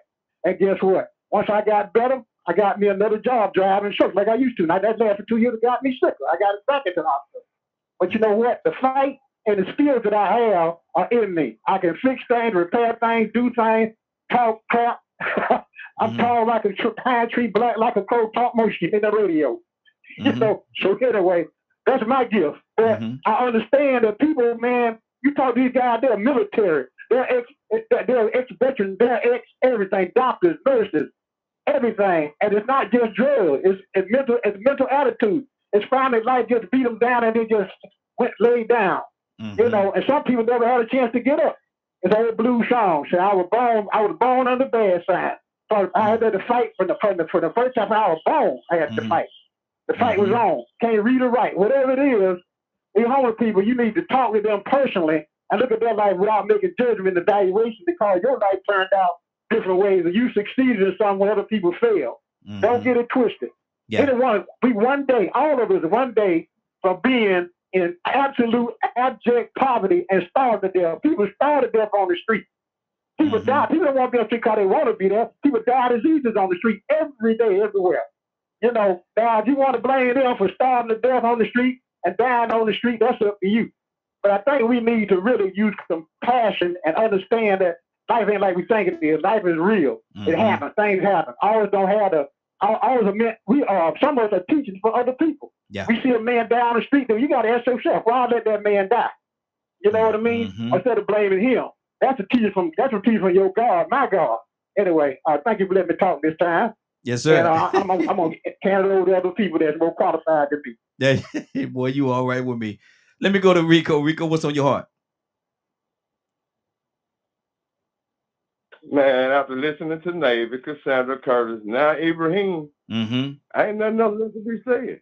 Yeah. On that end, I mean, like I said, when you're on the outside looking in, it's easy to be judgmental. When you're in a certain place and you didn't make certain decisions and you didn't go in that direction, it's easy to judge. But man, sit down and talk to some of them people. And now look, you know, like a lot of people like to toot their horn. Last week I had to help this homeless girl. I didn't have to, but I did it because I knew the atmosphere that we live in with this sex trafficking thing. And so somebody that I know put a post up about this girl. They seen her like 3 or 4 o'clock in the morning. She's sleeping on the sidewalk in front of a gas station. 22 years old. She ain't from here. Well, through, you know what I'm saying, lead work and concern, we found her family. Put 2 and 2 together, started linking her last name. I started linking it with people from here, but she ain't related to nobody from here. But at the same time, we were still able to use that. Found out she had a mom in Birmingham. She had just got out of rehab in Huntsville. And her dad had just died. That was the only person that she really dealt with. So we got her some help. I guess an outreach place. I want to say homeless shelter, Christian homeless shelter. These women, they came and got her. Sister something, I can't remember what the name was. They came and got her. But you know you can't stay overnight. So she had to leave. And next day she was right back down there, sleeping on the sidewalk. But the thing is that she got a story, man. You know, she's not the only one that's in this situation that, well, when you go to these facilities, they still ain't got enough to help you. Somewhere she probably had some mental health issues, being that she had just got out of drug rehab. I met another guy walking around with no socks on when it was like 40 degrees outside, 30 degrees. Needed a homeless shelter to go to, didn't have nowhere to go, didn't have no way to get there, was too far away. So many different situations, you know. So I'm listening to what they're saying, man. I mean, like I said, it's easy to sit back on the outside and say the way things are supposed to be and what somebody should be doing. Mm-hmm. But I mean, and telling them to do that, I mean, it's just like with the children. But at the same time, if you really are concerned enough to even give those opinions and to have that type of judgment, stick your nose in their business and see if you can encourage them to do that. Check on them. If it ain't your business, then it ain't your business to say what they should be doing. Yeah, that's good. That's good. Leonard, what's on your heart, brother? Not a whole bunch, just listening. Okay. Because you know what people have said, they've said based on their experiences and all these types of things. So you know everybody has their opinion. But once I always have to tell people, I think I've told you before, if the cloud moved, then you're supposed to move. You can be resistant, or you can move with the cloud. And you have to have some like I like with like Ibrahim. I love listening to Ibrahim because even Ibrahim with all that's going on, still doing what he has to do. And you know, and it's so funny when you like I said, my life don't fit every story, but I know I'm in the same position as a lot of people, but we don't down ourselves about it. We just work harder. We just do more. We just do something else. And one thing is, we're not resistant and we're not stubborn. But see, that cloud that's leading us is moving, and I'm gonna follow it. I'm not just gonna decide to worship other idols and do all those. No, I'm not gonna do that. I'm not gonna sit there and complain about what God is and ain't doing. I'm going to move as directed. That's good. That's good. 508-924-3521. 508-924-3521. Give us a call. We'd love to have your input. And again, okay, somebody's asking for it. It's Cash App. It's Cash App is $ DKM Radio. $ DKM Radio. That's the Cash App right there. So if you want to send something, that would be great. We're not gonna sit here and ask you for money and stuff like that. We don't do that. But if your heart leads you to send something, certainly do that. Cash App on $, DKM Radio. Let me go to Willa. Willa, good morning. How you doing this morning? Good morning, Raheem. Good morning, Raheem. Wonderful subject this morning. Hey, appreciate you, sis. Appreciate you, sis. Need to ask you the question, man. How can America right the wrongs that is done to so many people across the board? That's a great question because, first of all, we know that we can't change nothing that's happened, but we can always make it better as an American. And I've been listening to a lot of people on the line how strong they have been in their lives. And one thing that I like is that they don't give up. They don't give up because just like Toya, I love me some Toya because she's a great inspiration. She's a great inspiration to me, and I hope and believe to some people on this line because that's what you need. You need persistence because the way that the government is set up, it seems like they got you set up to fail to me sometimes. And I want to draw attention to two things, and that's the homeless for one. And I mean, Rico touched on it. I mean, everybody has really with that homelessness, you know, going to these shelters, they're not all a good thing. Because sometimes you'll hear how some people say, I'd rather stay on the street or be in a park than go to a shelter. Because there are a lot of things in there that happen, like rape and people steal and there's abuse. And I mean, it's a lot of stuff that go on that we don't see because we're not in there. And the second thing is about hospital bills. I hate hospital bills. You know, and when you don't talk or say things to people, you don't know something, you can't find out something. So I was sharing about hospital bills to one particular accountant. She works in the hospital. And do you know that there are people that donate money to hospitals in order to pay hospital hospital bills. Wow. Did you know that? No. So if you don't have the money to pay that little co-payment or whatever somebody keep bugging you about, you can actually go into that hospital and find out how much money was allocated for the charity of helping somebody pay their bill. Now, I didn't even know that. I didn't either. I didn't know that. Yeah, until somebody told me that. Mm-hmm. So knowledge is definitely the key. Don't ever get into a position where you're embarrassed about what's going on in your life and situation, especially when you want something to change. Mm-hmm. Because a lot of times people may say it's better for me to just be quiet than to say something, because sometimes people make your situation worse than what it is. Yeah. But that depends on how you handle that. Mm-hmm. So, I just want to encourage all the it's inspirational people that we got on this line. Thank you so much for the knowledge and the inspiration that you give to me each and every day. Praise God. Amen. To God be the glory. Absolutely. We're gonna go to Captain, and after that, we're gonna go to Dr. Cook. Dr. Cook, we're coming to you next. Cap, what's on your heart? Well, I really see the thread, the line that unite all this conversation with everybody touched on. If I had to find a common thread, if I had to Hey Cap, look at everybody, are you talking directly into your phone, sir? It's just a tad bit low. Are you talking directly into your phone? Want to make sure everybody can hear me. Can you hear me? It's a little bit better, but it's still a little bit low. But go ahead, we can hear you. What I was saying, the common thread. If I had to sum it up, and if I had to say, what did everybody say that was the same? Mm-hmm. We said different things because we had different experiences. Yes. Everybody agreed people would do better if they taught better. If you take and feed a person a fish they eat a day, take a poor person and teach them how to fish, and they would eat forever. You have to educate. People have to be taught to come out together. As one sister said, they have to comprehend. Yes. I can say that, but if they don't comprehend, so if you take someone who's in a impoverished condition, yes, and like Curtis and everyone that works with people, like Navy, and you show them, grab them by the hand, they may not know how to hustle, and show them how. This is what you can do. This is how. Teach. If you teach them, people would do better. Yes. If you taught them better.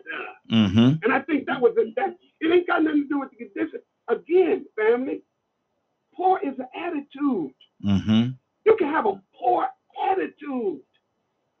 You could go to somebody and say, well, I can't do that. Well, you can do this. Well, they won't let me do that. But you can do this, but I will never be able to do that. There's some people, man, and remember, everybody that's homeless, some of them have mental health issues. For real. But the bottom line is, you have to help people. Don't talk about them. Help them. Guide them. Give them the certain knowledge that would allow them to rise out of their condition. Come on. In some conditions that people are in because of the mental health challenges, the physical challenge. You can't tell a man that ain't got no legs, he's in a wheelchair. Well, you just got to pull yourself up by your bootstraps, buddy. He went over to the war and got blown up. And he's got PTSD, whatever they call it, post-traumatic stress. And then all of a sudden, man, you tell him, stop having a pity party for you. Of course, family, of course. I want to tip my hat and salute every one of you. Yes. Who are working with anyone, whatever you're doing, I don't care what you're doing, to bring some human being out of their condition. I salute you. Thank you. Because that's being a human being. Yes. It ain't got nothing to be about that's being an American. That's being a human being. Each one must teach one. Yes. Each one must reach one. Rise above your own personal condition, and you get your condition satisfied by helping somebody out of theirs. Thank you, man. Exactly. Dr. Cook, that's good. Dr. Cook, good morning. How are you doing this morning? I'm doing well. How are you all? Hey, doing good, sis.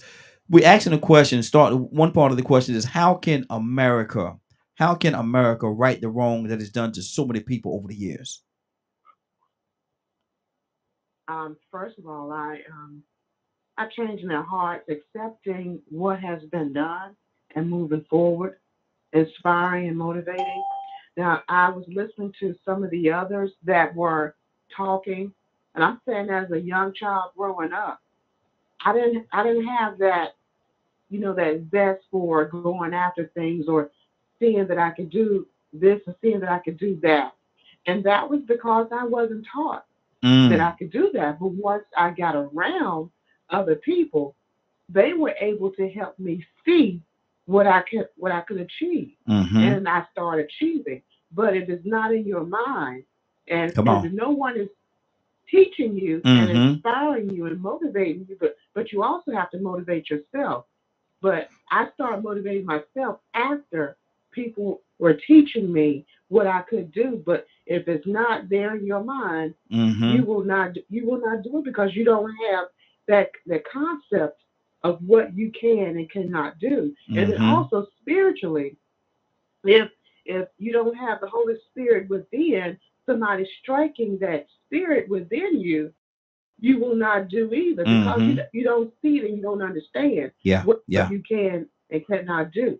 Mm-hmm. So I resonated with what Miss Willa said and what the gentleman just said a moment ago because Mm-hmm. I was once that person and I couldn't see things I couldn't see in front of me. But God places people in your view to assist you, Mm-hmm. and that makes a difference in the world. But also you got to basically be able to read, and when you read, you got to ask for an understanding. I didn't Mm-hmm. know about that growing up. You see, we always grow every all the time spiritually, but God places people in your view to assist you with that. You just have to be receptive, and you Yes. can continue to grow. And you're gonna always. I'm saying I'm hitting a spot right now in my life, and there are people in my view that God placed in my view to help me continue to move on, to be in, to inspire myself and know that I can do, and that trouble don't last always. So we go through those spurts in our lives, but a lot of them are a test of your Mm-hmm. faith, and I have faith, and that I'm going to continue moving on. Yes. And and I thank Miss Willow. I didn't get a chance to hear Toya. I always like to hear what she has to say. Well, I'm good. And the gentleman that spoke, I thank you as well. Captain. Yes, absolutely. And you say you love to hear Toya. Well, actually, we're ready to go to Toya right now. Toya, what T? What's on your heart, sis? Talk to me. Hey, I'm sorry. I don't know what's going on with the phone. I just found back in. Did Mm-hmm. you answer? No, no, no, no, no. That was Dr. Cook. She was just talking, and her and Willa was saying how much they appreciate your view on different things and how motivational and things of that nature you are. And I wanted to know that you want to say something, stand with the topic, or you want to say something different. Oh no, stay on topic. No, I can only do that because I've experienced it for myself. You know what I'm saying? Mm-hmm. I've been on both sides of this road. Oh, I didn't know God, I didn't know this, didn't know that. Yeah, well, he infiltrated me. Now I got a whole different kind of insight, and I can't help but spread it because I know we're all capable, and none of us different. You know Mm-hmm. what I mean? So it's like when we're in this world distracted. First, let's talk about you saying, can America change it? It's not America. It was the people in it. And some of these people are dead. Some of these people, you better be praying their spirits that the Lord do something with their spirit so it'll stop their kids, and their kids from repeating the same thing because that's what equals to the destruction of this world. We don't Mm-hmm. even acknowledge that the fact that we humans is exactly why everything else in this existence. And when our Mm-hmm. spirits ain't right, all this other stuff start going on because it kind of goes hand in hand. You know what I mean? So it's like we have to hold people accountable. And if we're going to talk about America, we got to hold these people accountable. The government represents America. Mm-hmm. So we can't expect anything to change if we're not making sure we get up and go vote. And when we do go vote, things don't go to our nature. We cannot just say something or do one action and think that things are going to get corrected. Mm-hmm. Just I'm learning this Christ walk. It's an everyday walk. Every day Yeah. I got to try and Yeah. be better and better because these demons have had me being the same old me. Mm-hmm. And it's the same way with this government that we're dealing with in America. If we want to see change as citizens in America, we got to stay on them. We Mm-hmm. got to be attending these. This is why I love Rico. attending these meetings. Your grown behind need to be available for some of these young people to be able to call on you and help make a difference. Mm-hmm. We need to be fighting and defying the odds instead of bickering and arguing, fighting to get to some of these young folks who have no choice but to take these offices because we're getting old, and providing them with the tips and the tools that they need to be successful. Mm-hmm. But again, the only person that can make you see through all that, I'm sorry, it's the higher power, because without him, I would be too much into myself. Oh, what I need to do. I need to focus on this. I want to have kids. I want to get married. I want to get this. I don't have time for that. And that's not true. All of that goes hand in hand. If I don't take care of one thing, it's going to come back and get my kids. It's going to come back and destroy my husband. It's going to come back and get my business, because we're not making sure that we invest the right knowledge, the right time, and even just the right care and love to the proper people. And that's to the people that's, one, operating this country, right? We got to get them back in check because they're out of control, especially these corporations. And then for two, our youth. We need to make sure that they are smart, they are educated, and they are prepared to lead us into the future. And if we do anything other than that, we're doing ourselves and this world an injustice. But thank y'all so much. I appreciate y'all. Absolutely. Absolutely. Mr. Hicks, talk to me, sir.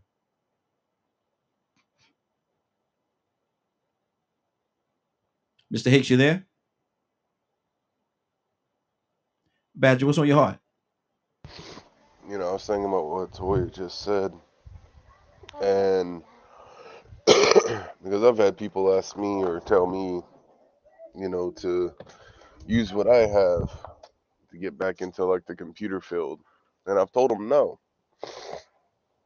And it's not for the reason most people think. It's not that I lack the ability to do so. I just feel I was called to do something else. Ever since when I was blessed of being considered disabled or called disabled, I have used as much time as I can to volunteer to teach history, spirituality, to help others, have time to be on the radio show every morning. And that's what I've been doing with my time. Homeschooling my kids, being a part of parent-to-parent groups, being an advocate for mental health.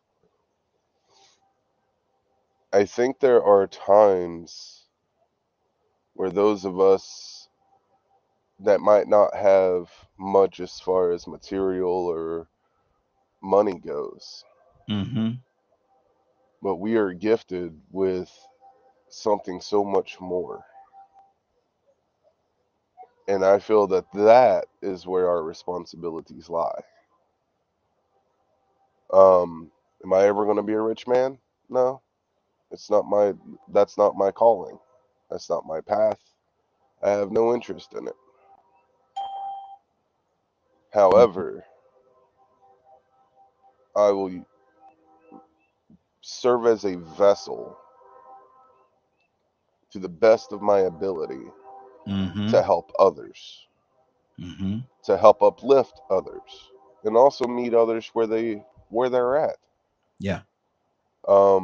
And to me, that's a very powerful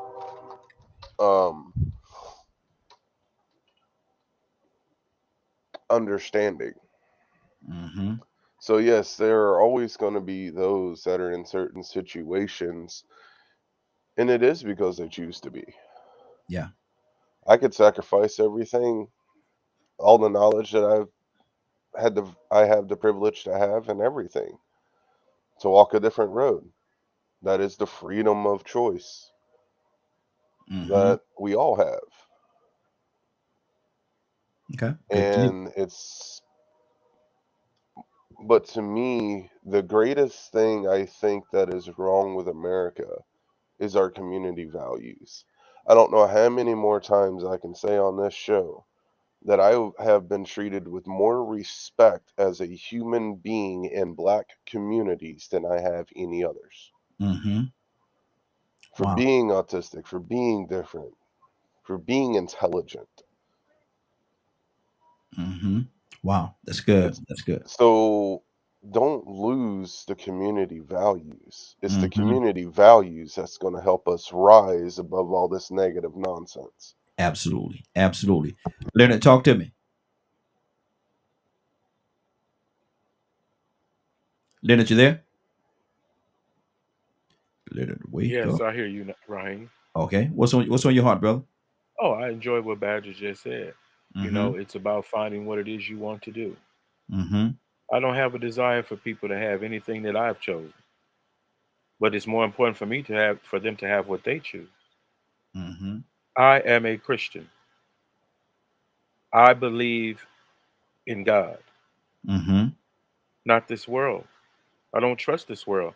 I don't trust nobody that way. So when I'm talking about a struggle, everybody, why would some people think that other people don't struggle? Everybody is struggling. Everybody's making choices Mm-hmm. to do what it is they want to do or what it is they would like to do or some vision. It's best to grab on hold to a goal and then to put some objectives to obtaining the goal. That's what it's about. It ain't about giving up, giving in, and not having no hope and being fatalist and believe that your destiny is already set for you by somebody else. How do you be Christian and hold that narrative? How? Mm. Man hadn't walked in how long? Just one meeting. Pick up your bed and walk. You can't see? Do this. Don't matter what color the man was, how tall he was, nothing. I once was blind, but now I see. Mm-hmm. So you're going to have to do something sooner or later, or something is going to be done to you. At Mm. least you can do is stand up. That's the least you can do. Is stand up for something. Pick something. People talking about the dope dealer this. I don't care nothing about no dope dealer. Only reason why I don't sell dope is because of consequence. And if I really wanted to sell some dope, I'd go to school and I'd get this little certificate that say I could sell dope in any drug store I wanted to in America. I'd be a pharmacist. Mm. So it's, and when people, and this is why I talk about the cloud moving on. When are you going to move on? Mm-hmm. When are Wow. you going to move on? Is it the fact that you don't have no blood on your doorpost? What is it that's keeping you from moving on? I mean, it's not about nobody else. It's about Mm-hmm. you. Mm-hmm. I take inspiration from Toya because she tells you the cold, hard truth about the matter. But she rise. And then with Maya Angelou, that's why that poem is so important to so many people that are going through so many things, especially women. But still, I rise. That's why Mm-hmm. women across the country started changing their mindsets and doing different things. And now look at this. Black girl magic is what they call it. When really Mm-hmm. all it is taking that common background that they may all have and flipping it in their best interest. Mm-hmm. Wow. Wow. 508-924-3521. 508-924-3521. Give us a call. We got Tucson with us this morning. Tucson, good morning, sir. How you doing this morning? Man, I'm good. Huh? I'm good. You good? Yeah, man. I ain't crying today. There It ain't my day. There you go. I'm gonna ask you a question, Tucson. I want to hear your heart when you answer this question for me. You ready? How can America right the wrong that is done to so many people over the years? How can America right the wrong? I can't. It's too late. And I'm sorry. I mean to say that because it's kind of like, have you ever seen somebody go to a top of the mountain with a bag full of feathers, dry feathers, in high wind, throw them out and retrieve every one of them? Can't get them all. No, Mm-hmm. no, it's too late for that. They done so much damage all across the world. Everything they put their hands on, they take and taken from anybody they can to make this American dream on to use somebody, whether it's the Chinese, the African Americans, the Indians. It's too much. There's too much that's going on. So give up on that thing because it can't be done, and that's just me. Wow, Rico, what do you say to that?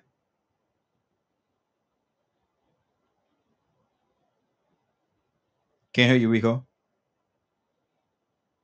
I was actually trying to get on the stream, man. My phone about to die. Okay, yeah, we got you on the screen. Let me mute you. Let me see. You got your. Yeah, there you go. There you go. All right, we got you. Oh, there you go. Hold on, Rico. We can hear you. Let me put you on the screen. There you go. Okay. You know, I think about this word called atonement. Now, that may happen in different ways. It might happen financially. It might just happen by apology, you know what I'm saying? But it still goes back to acknowledging what happened. You know, I think I said that from the very first time you asked me that question. But I want to go back to what we were talking about with these situations and conditions that people are in. And, you know, I was thinking about how everything has a process. And I can remember I was having a conversation one day with some of my cousins, and some of them, you know, they like to shoot dice. They on that shuck and jive stuff, and they was talking to one of my other younger cousins, and they was trying to put them on game. You know how that go. Yeah. And he asked some questions, and they just had a field day laughing at him. You so stupid, you little dummy this and you little dummy that. And I'm just sitting there shaking my head like, did they really expect him to already know this? So you can see the look on his face. And I told him, I like, look, man, I said, don't feel bad about asking those questions. Because if you don't ask questions, you won't know. If you just sit back and look and try to figure it out and pretend you know what's going on, you'll never know. Yeah. So you're doing right because they was making them feel stupid. I said, man, screw them. And I said this in front of them. Y'all act like he's supposed to know this. If he don't know, what he's supposed to do? If he don't ask a question, how is he gonna find out? And they still were like, oh, there you go on your Rico stuff, this and that. I'm like, no, I'm just telling the truth. Y'all want to make a joke, but y'all laughing at him, calling him stupid and dummy. He asking, so he will know. Y'all didn't know from the very beginning. Somebody had to tell y'all. So then I started thinking about when I was younger, and I first learned the concept of math. 1 + 1 = 2, and 2 + 2 = 4. And you know what I started doing? I started memorizing stuff. But then when somebody asked me to do a multiplication or addition, and I didn't know the process. Yeah. I didn't know what was going on. Yeah. See, when somebody taught you the 2 + 2 = 4, for them to understand it, you had to show them the process of putting one line and two lines plus, and show them what a plus sign means. Oh, this plus sign means add. You putting these two together. So that one line and that one line is two lines. You know how to count? Y'all know how to count? Well, those two lines plus those two lines equals 1, 2 + 3, 4 equals. You break down that process and that concept.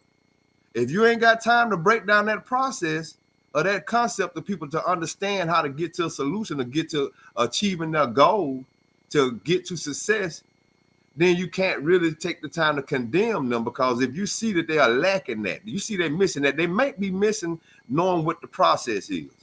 Like we always keep saying, and if we're going to repeat ourselves over and over again, you have to be taught. Yeah. You have to be taught. There's a process to everything. There's even a process to doing things the wrong way. But you still have to learn the correct way, the correct process to get the 2 + 2 = 4. Because if you're just memorizing it, when it's time for you to do 2 + 3, you're going to look stupid. Now, it ain't that you're stupid. You just didn't know the process. Exactly. That's good. Let me go to Navy. Navy, what's on your heart? Oh man, I think everybody has pretty much summed it up. I've enjoyed this commentary this morning, as I always do, though.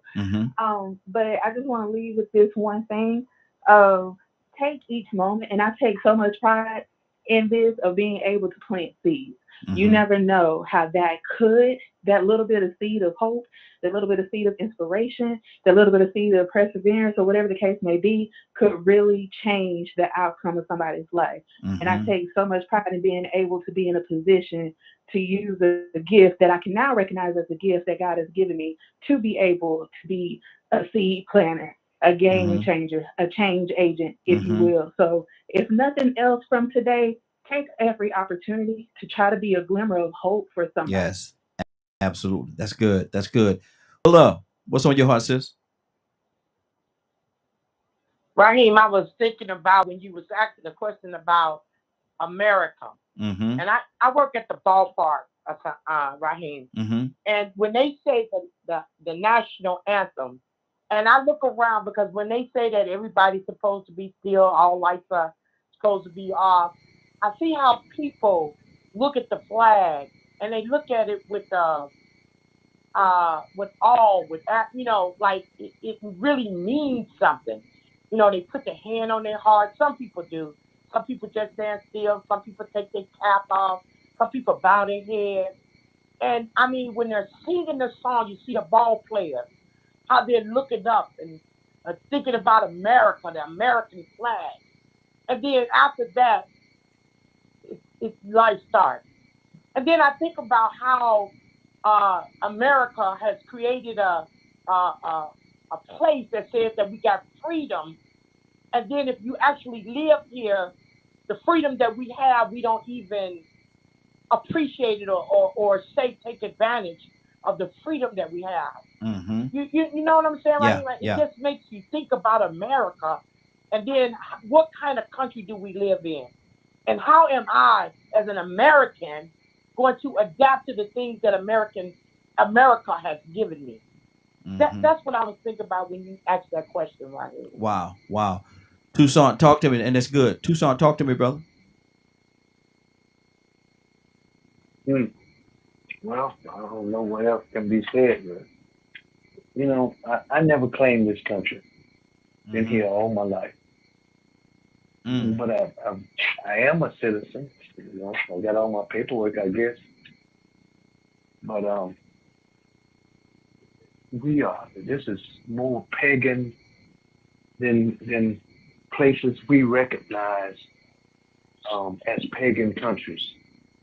And we talk about the in God we trust, and that's an untruth, because we trust in that mighty dollar. If it ain't about a dollar, it ain't about nothing. Mm-hmm. We don't care for people. If they have any differences, we cast them aside. So, I don't know how the conversation started. I just jumped in at the end. But every day I think about if you're not an individual, you're not part of anything. Mm-hmm. Mm-hmm. Good deal. Let me go to Captain. Captain, are you there? Yes, I'm here. Okay, Captain. We're gonna change up a little bit here, because I know, and people have been sending me different stuff from the California area about California. Got this big bill going on right now where they're working on the reparations, where they're working on giving reparations. How do you feel about reparations? And is that something that should have been done a long time ago? And should it be across the whole United States or in the world? Reparations. Let's talk reparations for a second. Well, I think anyone who has been injured or harmed or abused unjustly is due reparation. Mm-hmm. And if it is applied to us as a people, most certainly we're due reparation. Our forefathers, our great-great-grandparents, who were descendants of slaves, gave free labor for 379 years, did not get paid one day, and made this country rich off of the sweat of our people's back, and did not give us nothing but was promised 40 acres in the mule, and we didn't even get back. Even though that Germany paid reparations to the Jewish people for her 5 years of abuse and keeping these Jewish people in the Holocaust, while we paid a hell of a cost. Yes. But the question is, if we are brought to the table to ask for reparations, what will we ask for? Yes. If That was they my next offered question. us some money, some would say, I'll take that. If they offered us some land, some say, I would take that. We would not be able to know what to ask for if we can't even talk and come together as a people to even know that we should be asking for reparations, because some believe being American is enough.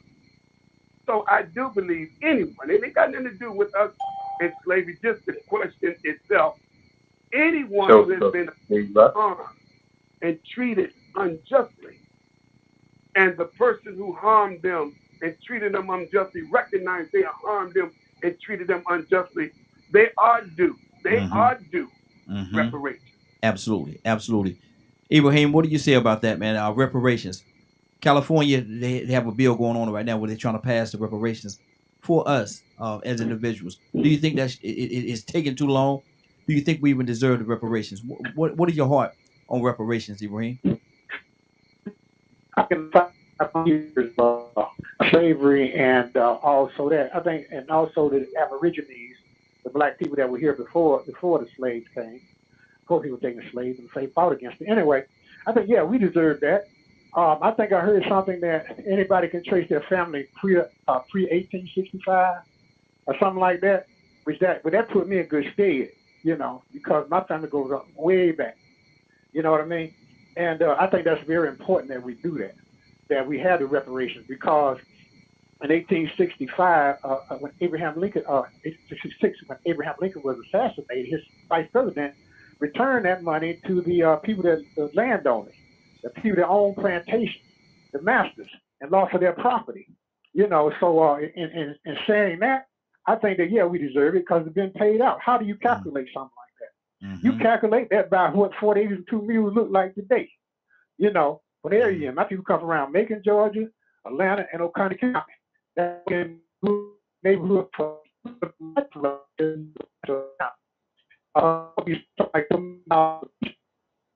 you're breaking up real bad, Ibrahim.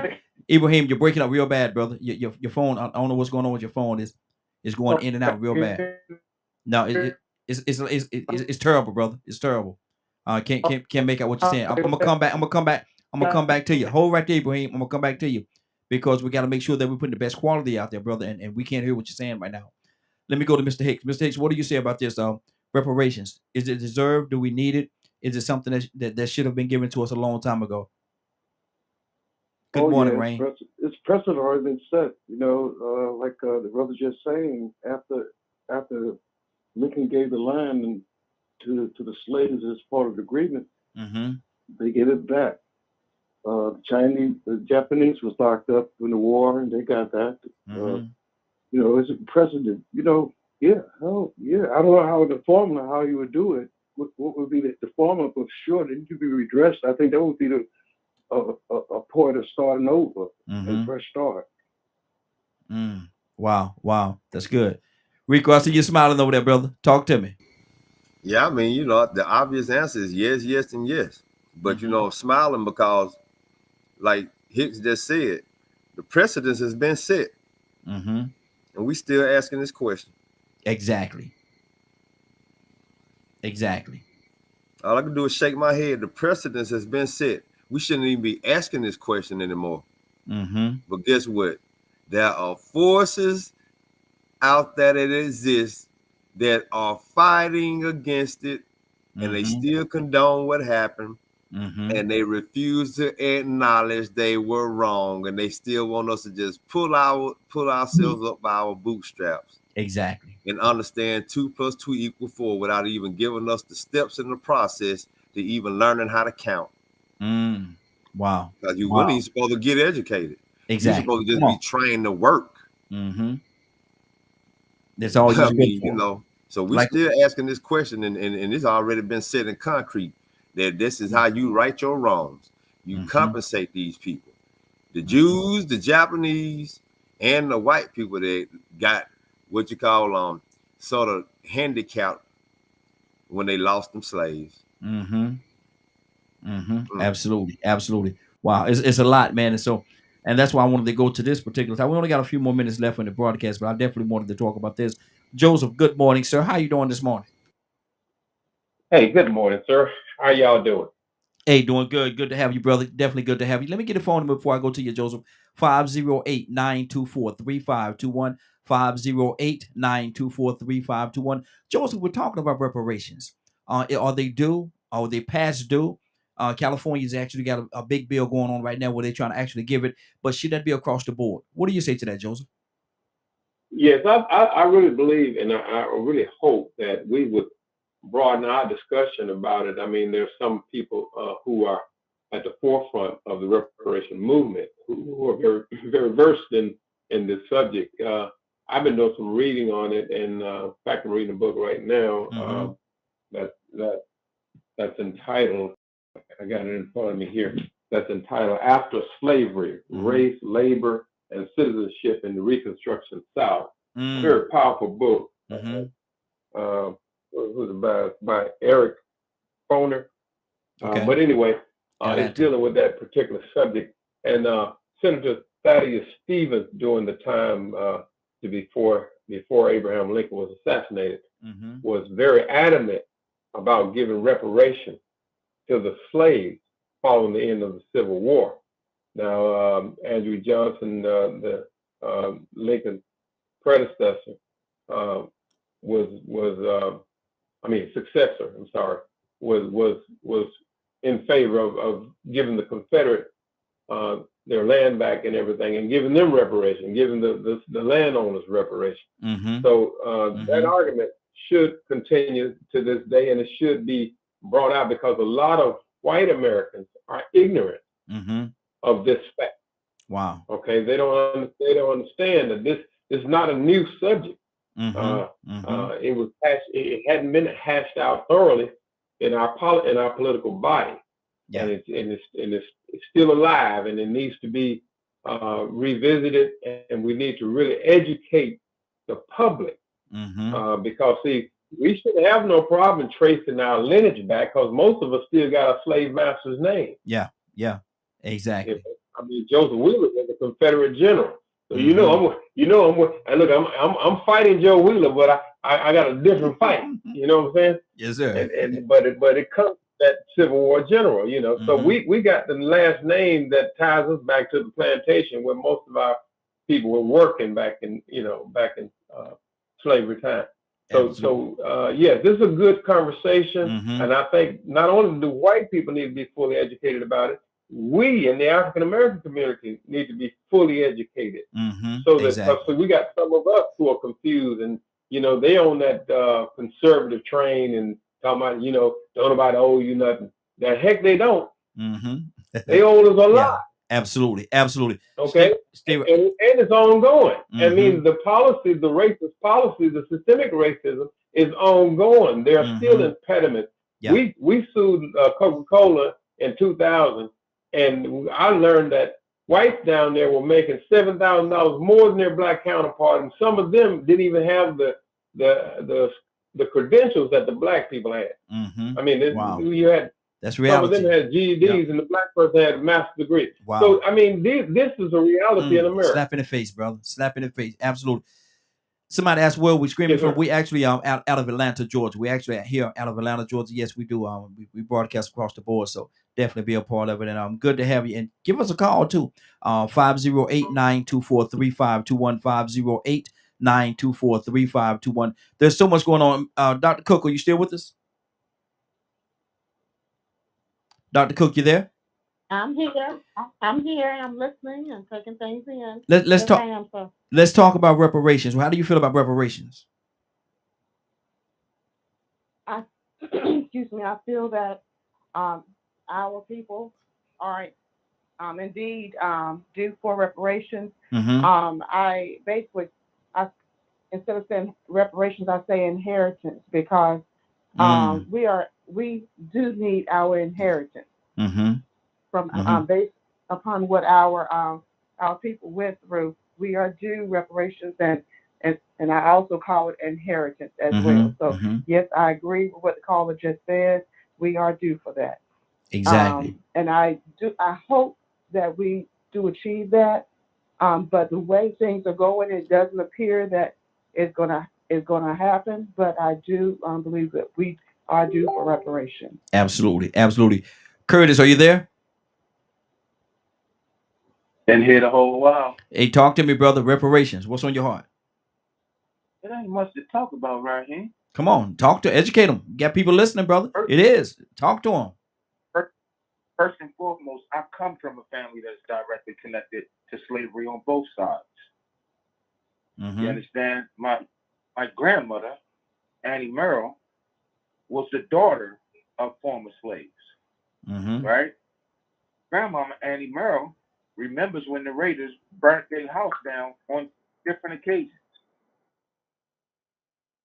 My grandfather's side of the family, they were the woman responsible for birthing this nation right here was actually given to a Scottish dude as a present. She was a house slave as a big present. So we do reparations. We've been due reparations. We are the only group. We are the only group or subset in the global culture that has not received some form of reparations by the nation for which it exists. Wow. The Jews wow. got it. Yes. You mean to tell me that the slave masters that we said slavery was foul? The reparations before the people who suffered through the injustice got it. The slave owners got paid. Even down to the conception of this country. The conception of this country is based on intergenerational wealth. That's why you still have so many poor black folk, because you already started out on the second level. When basically look at it like a race. Let's say we take 10 horses, we take them out to the track, right? Take 10 horses out to the track. When the gates come open, I'm going to mandate that Raheem, your horse cannot move. He cannot move until all the other horses run around the track one time. Now you take the generational wealth, and guess how many times those horses run around? At the bare minimum, 4 times they run around the track before we even let you out the gate. Before we even let you out the gate, and the expectation is for you to do what? Win. Yeah. Come on, man. Come on, man. Yeah, we do reparations. That's all I'm gonna say. And I'm gonna tell you something. If that be the case, and then I ran around 4 times, then they let me out the gate, me and my horse. Boy, look out! It's gonna be some shooting, some horses going on. There's every time I pass one, I'm gonna shoot them. Bow, bow. I'm cheating. I'm cheating. Every time I pass a horse, I'm shooting. Bow, bow. You know what? Last but not least, let me say this to anybody, and this is just me speaking from my own personal experience and what I know about history, because I was a history major too. To anybody who says that, oh, I don't need a handout, I don't care how you are, and that tells me that you realistically are the dumbest person on the planet, because you don't understand history. You're not accounting for history. It's not a handout. It's what you are owed.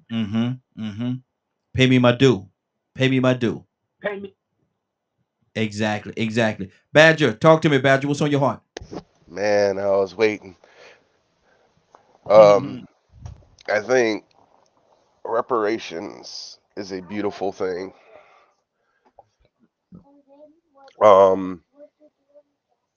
And however, I think before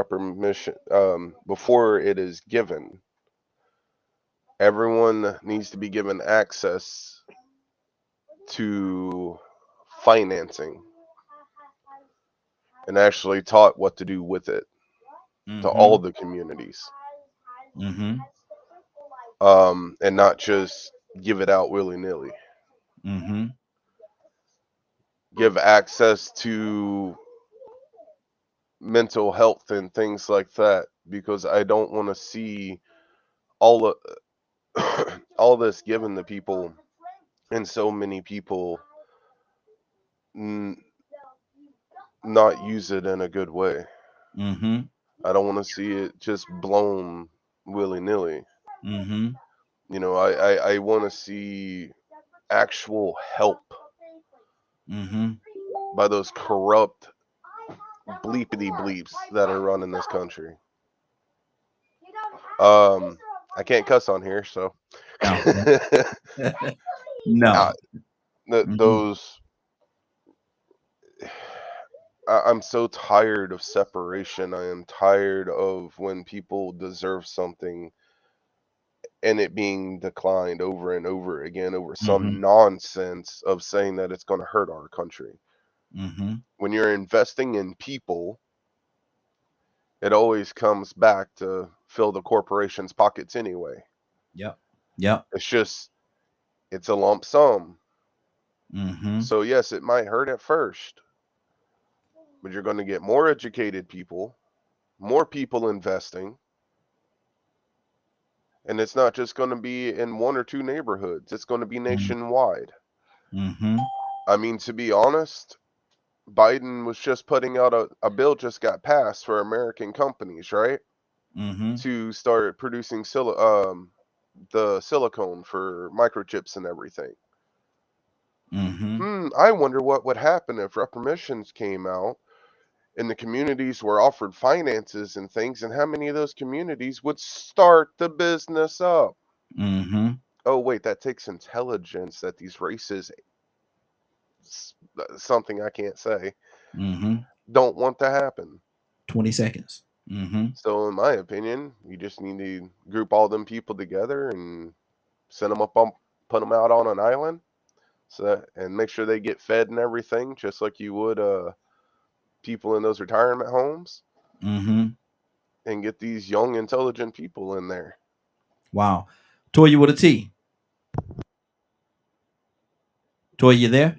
Yes, sir.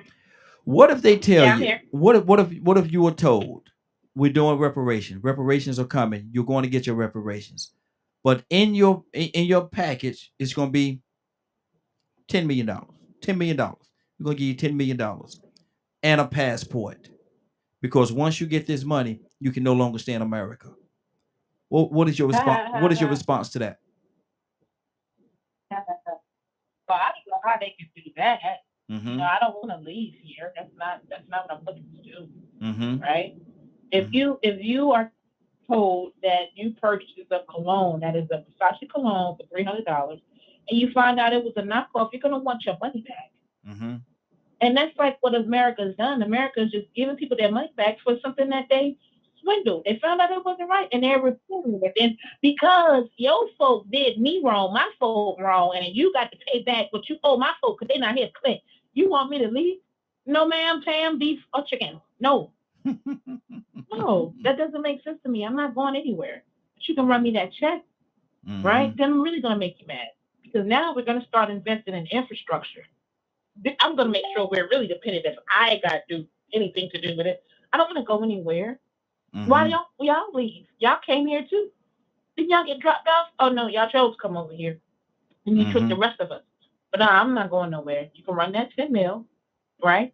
We can take the 13, 14% of the population that we say is black, put all that together, and then we can start to build our own electric companies, solar companies, start and be totally sufficient, and leave them out in the woods and let them see what it's like to be in the wilderness for a while. Because we already know the money that's generated, we already know where that comes from, because they don't spend no money. So stop with the jokes. Stop with the jokes. I'm going to go ahead and get my little stay. I'm going to stay right on over here, and you're going to still run me that check. Period, point blank. You know what I'm saying? But again, I don't think that would be a stipulation. We're not going to go for that. You know what I'm saying? Yeah.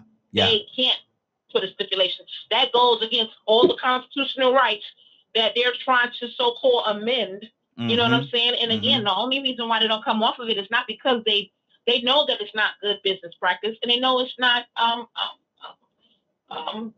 not very honest to keep reparations away.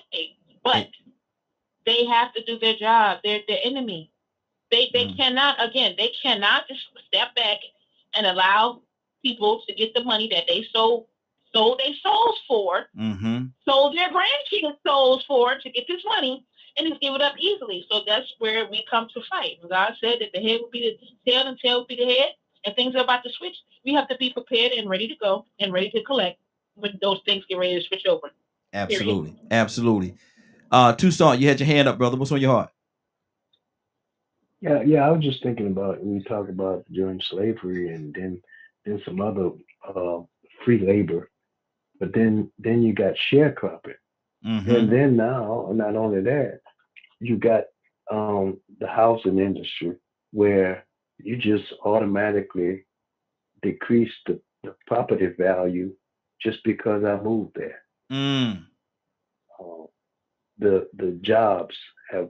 I'm working right on the side of somebody that's doing the same thing as me, and you underpaying me. So many different things that has gone on that has a value to it. That maybe we take another look, because it's not only the free labor slavery, but then when they said they was going to pay you at the end of the crop, you still didn't get nothing. Yep. Wow. Rico, I see you jumping up and down over there, brother. What's on your heart? Oh man, everybody hitting it on the head, man. I mean, it even goes back to the people that just had things confiscated. You know, you think about the Wilmington, North Carolina, and Black Wall Street. You know, all the things that were destroyed from the people that did actually start accomplishing stuff. You know, in Wilmington, North Carolina, they did what they did because the man wouldn't actually spend money with the white business people.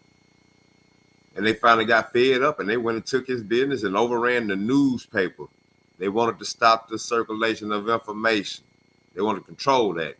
So, I mean, you know, I think about that, man. You know, I'm glad Joseph called in and mentioned that about the subsidies that were given. And Ibrahim brought that up about the subsidies that were given when they ended slavery, and they paid the slave owners or the slave masters for the losses. I think about the Japan and what happened with the Jewish people and the compensation and reparations that they had going on. And it goes back to what we were talking about earlier. Not only did a lot of black people not know that these people were compensated for that, but a lot of white people don't know. A lot of the white people are saying, "Oh, y'all don't need no reparations." They don't know. Okay, y'all did. The slave masters got compensated. But once again, it goes back to something like Willa said earlier.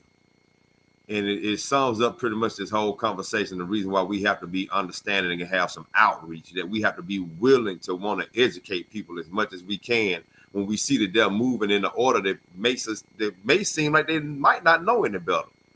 We have to take that opportunity, because number one, who would even assume that the hospital would have money allocated to pay a hospital bill for you?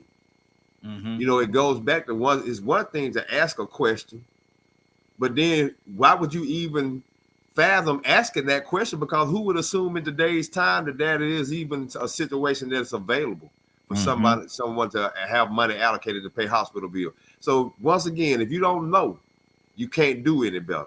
If you don't know that this exists, you can't go and request to say, "Hey, y'all got any money put to the side to help me with this bill so it won't go on my credit?" Because like she didn't know. That was my first time hearing about that. Yeah, exactly. And it's intentional for some people to not know about it. Exactly. Let me go to Captain. Of course, somebody just put a question up here. Captain, you still with us? Yeah. Okay. A question came across Isaac. I think it's Isaac Dr. Smith. I think that's what it says. It's across the room a little bit. I'm having a hard time seeing it. But it says, ponder on this. If our ancestors came here to be slaves, why haven't we went back home? And then the second part says, America is the land of our captivity. So who needs saving? I'm trying to read it across the room a little bit. But what do you say to that, Captain? Well, history has shown that during the emancipation, there were some slaves that went back home and established under the country of Liberia. And so some did. Mm-hmm. It was also told by the talented Tiff that Abraham Lincoln said to them that, we would never treat you as our equal. Mm-hmm. And that we would do what we can to help you go back home. And there were some Negroes that said, well, we desire not to go back home because they felt that they had put so much sweat and blood that this was our home. Mm-hmm. So there are those who do not want to go back home only because of the negative image that has been portrayed to majority of Black people. Mm-hmm. If all you know of Africa is what they showed you on television, us running around here with a bomb in our nose, running around in the jungles having butt naked, and that's your image because you never been to Africa to see, that ain't the image. Mm-hmm. And we want to go home to, as Donald Trump called, one of them S-hole countries. So we want to go back home to that. Mm-hmm. So we have people who have been taught to see their own homeland in a negative light. But if they see what I've been blessed to see in my 3 trips to Africa, I think that attitude would change. Yes, there have been some Blacks that went back home after Mm-hmm. slavery. Okay. And at the same time, we are in a country that is a captive. It is a land that has Mm-hmm. been captive. We are now people who have come up in our lifetime as a captive people. Mm-hmm. Well, we say we free. That's Mm-hmm. good. That sounds good. And we are. We have a certain freedom, but that's what emancipation meant. Abraham Lincoln didn't free slaves. He emancipated slaves, which means free you from one power, free you from one hand, but not one's control. Mm-hmm. Free you from one hand, but not one's control. Absolutely. Absolutely. And they also said, I think there was in response to what you were saying while you was talking, they say Liberia not our home. And then they actually sent a lot. I wish they would call in 508-924-3521, 508-924-3521. We're gonna be here for just a few more minutes, not a lot. So if you got an opportunity, Isaac, give us a call, 508-924-3521, and we'll definitely have this conversation for the short amount of time that we have left. So if you're free, give us a call. That way you ain't got to worry about keep typing, ain't got to worry about keep reading it. You can talk directly. 508-924-3521. Willow, what's on your heart? Raheem, I was just listening to him when they was talking about the freedom of choice. Mm-hmm. We have a certain amount of freedom. It's another thing to talk it, but it's another thing to do it. Mm-hmm. If you're not satisfied with a certain something, why stay in it? Mm-hmm. I'm not going to be living in a place where I'm unhappy. I'm not. Mm-hmm. I got that freedom to choose to go, first of all, anywhere in the United States that I want to. That's the option that we have right now, if we want to. Mm-hmm. But if I'm going to stay a certain place, if I choose to stay into a certain place, I'm not going to get comfortable in an abusive situation or abusive mental situation where somebody is making me live my life every day, because time is precious. Time. Mm-hmm. If people realize how much time is precious, Raheem, Mm-hmm. because we don't know when the day nor the hour when the Son of Man is going to call us home. So I don't want to live a life in a situation where I do have a certain amount of freedom to be happy and choose not to be. Exactly. That's what I want to say right here. Good deal. Joseph, what's on your heart before we get out of here, brother? Joseph, you there?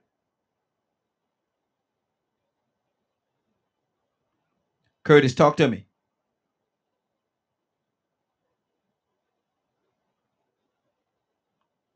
Everybody might have stepped away for a second. Everybody might have stepped away just for a second. But let me go to I know Tucson is here with me. Tucson, what's on your heart, brother? Talk to me. you're gonna get $10 million, Toussaint, but you're also getting a passport, because once you cash that check, you can no longer stay here in America. What do you do? Well, $10 million ain't gonna get me nowhere. $10 million. 10. Yeah, I heard what you said. I said $10 million. It's not gonna get me nowhere. Okay. That's exactly what I said. Oh, and I heard you. Hey, I mean, really, when you add up the years, then I got too many ancestors and relatives that are due. So I'm not going to wind up with anything. Mm-hmm. Go where? See, the thing about it is, if you add it all up, Raheem, and I'll shut up because we're out of time. What's old is the country. Mm-hmm. So sell America and pay off.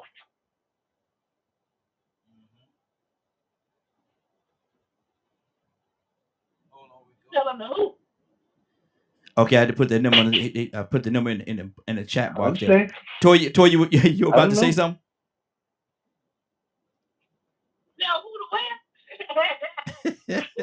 I just want to. I don't care who buy it.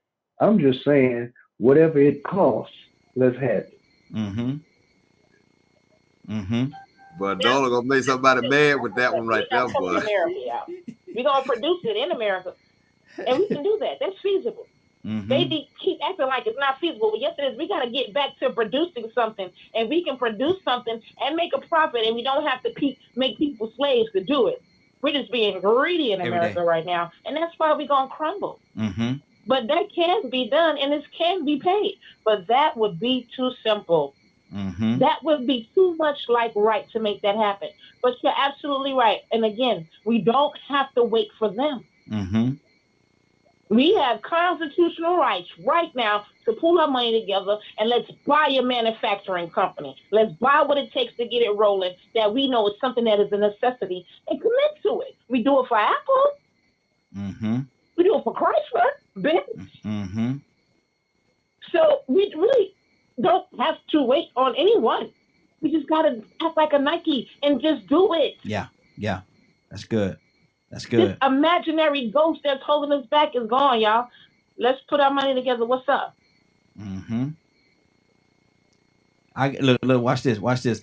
And this ain't a lot, but if everybody do something, we'll get it done. I throw the first 100, 200, 300 in there. I throw the first couple of hundred in the pot. I throw it in the pot right now. Y'all let me know what y'all want to do. I throw the first couple of hundred in the pot. Y'all, everybody else throw a couple of hundred in the pot. Before you know it, got 10,000 people throwing $100 in the pot. We might be moving in a direction. We might be moving in a direction. We got 10,000. Rico, do the math for me. 10,000 people give $100. How much is that? Anybody that's quick on math. Anybody that's quick on math. That's $1 million. 10,000 times 100. Yeah, that's $1 million. $1 million. Yeah. Okay. Now we start off with $1 million. Now we continue to do that thing, or we invest that million into something that's gonna bring something else to it. Now before you know it, we got 10 million, and we can continue the process. We're not gonna get it done. And we can do that a month. Yeah. We can do that a month. Exactly. You can do that a month. Everybody could invest that a month. Exactly. And we could still do something. But then there will still have to be a move. We talk about we want white people money. White people invest. Mm-hmm.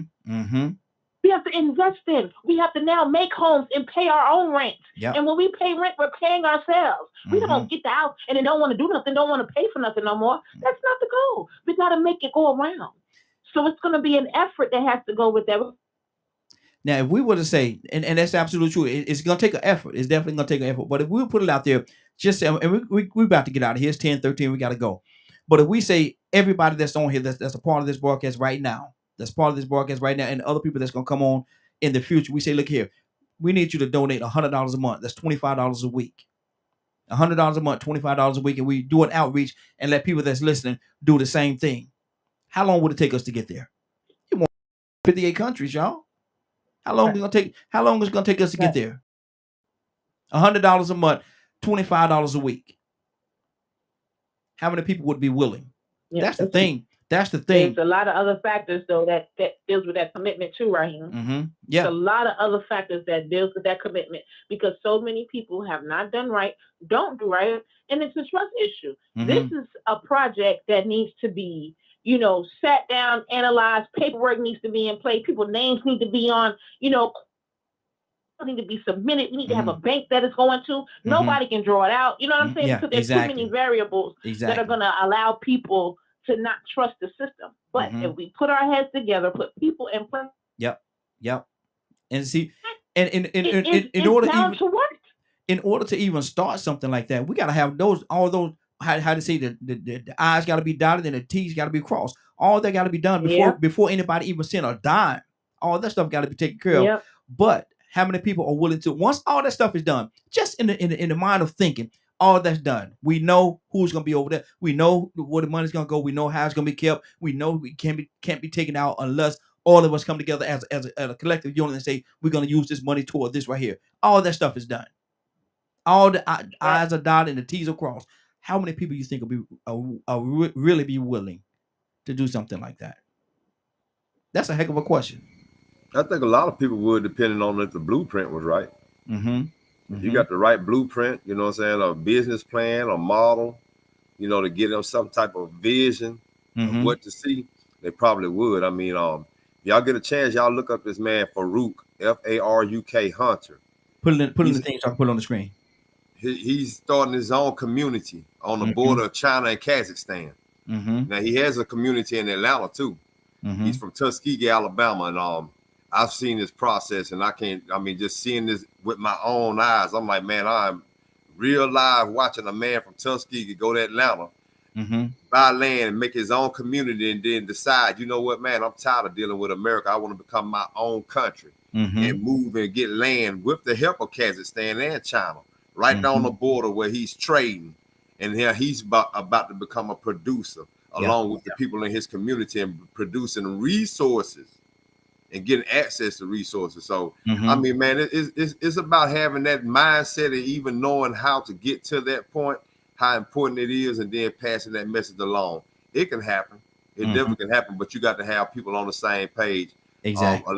A lot of the people right now that are the producers, they still don't have that vision of being a producer. They just want to own a business so they can go and live the best life they want to live, and then go and show everybody how fabulous it is to make money. But they're still not trying to be a real major producer. Exactly. And that's what it's all about. And that's the direction I really would like to see us going, man, where we actually doing things and becoming that producers as a collective unit, become that producer and make things happen. The brother Isaac said a brother by the name of Ben X has done that. Captain, you know what that is?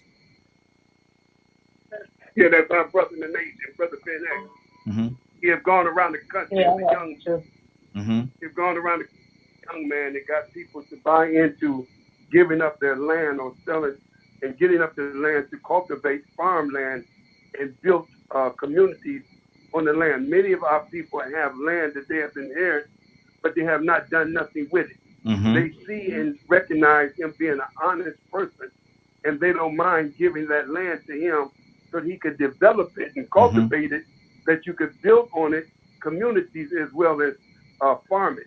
Yes, Ben X, he's one of the youngest dudes out there that has a following that's unbelievable, and I like to say I had something to do with his training. Absolutely. I was on the platform with him one night. He invited me on the platform, man, and just like we do right here, man, I was on there speaking, man, and that young brother right there, he's something powerful, man, motivational.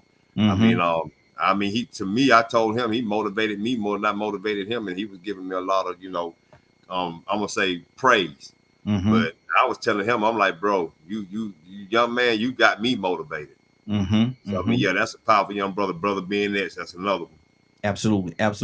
And so that's the direction that I would love to see us go in right there. That's really the direction I would love to see us go in. But right now, Rico, what's going on at 3:00 today, sir?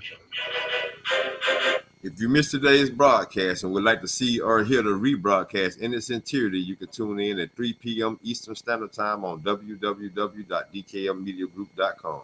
Good deal. Powerful broadcast today. Is she here? I am today, Raheem. Let's go. Willa, are you ready to go? Raheem. Come on now. I am so ready. Well, you know what, Let's Willa? go. You know what, Willa? You know what, Willa? Let's go. Let's go, Raheem. Let's go. Father God in heaven, Lord, we thank you. We thank you, Lord, first for allowing us to get up this morning to see another day, a day that we probably would never see again. But Father, I want to thank you so much for what you've done in our lives. Father, we know that you are an unconditional, loving God.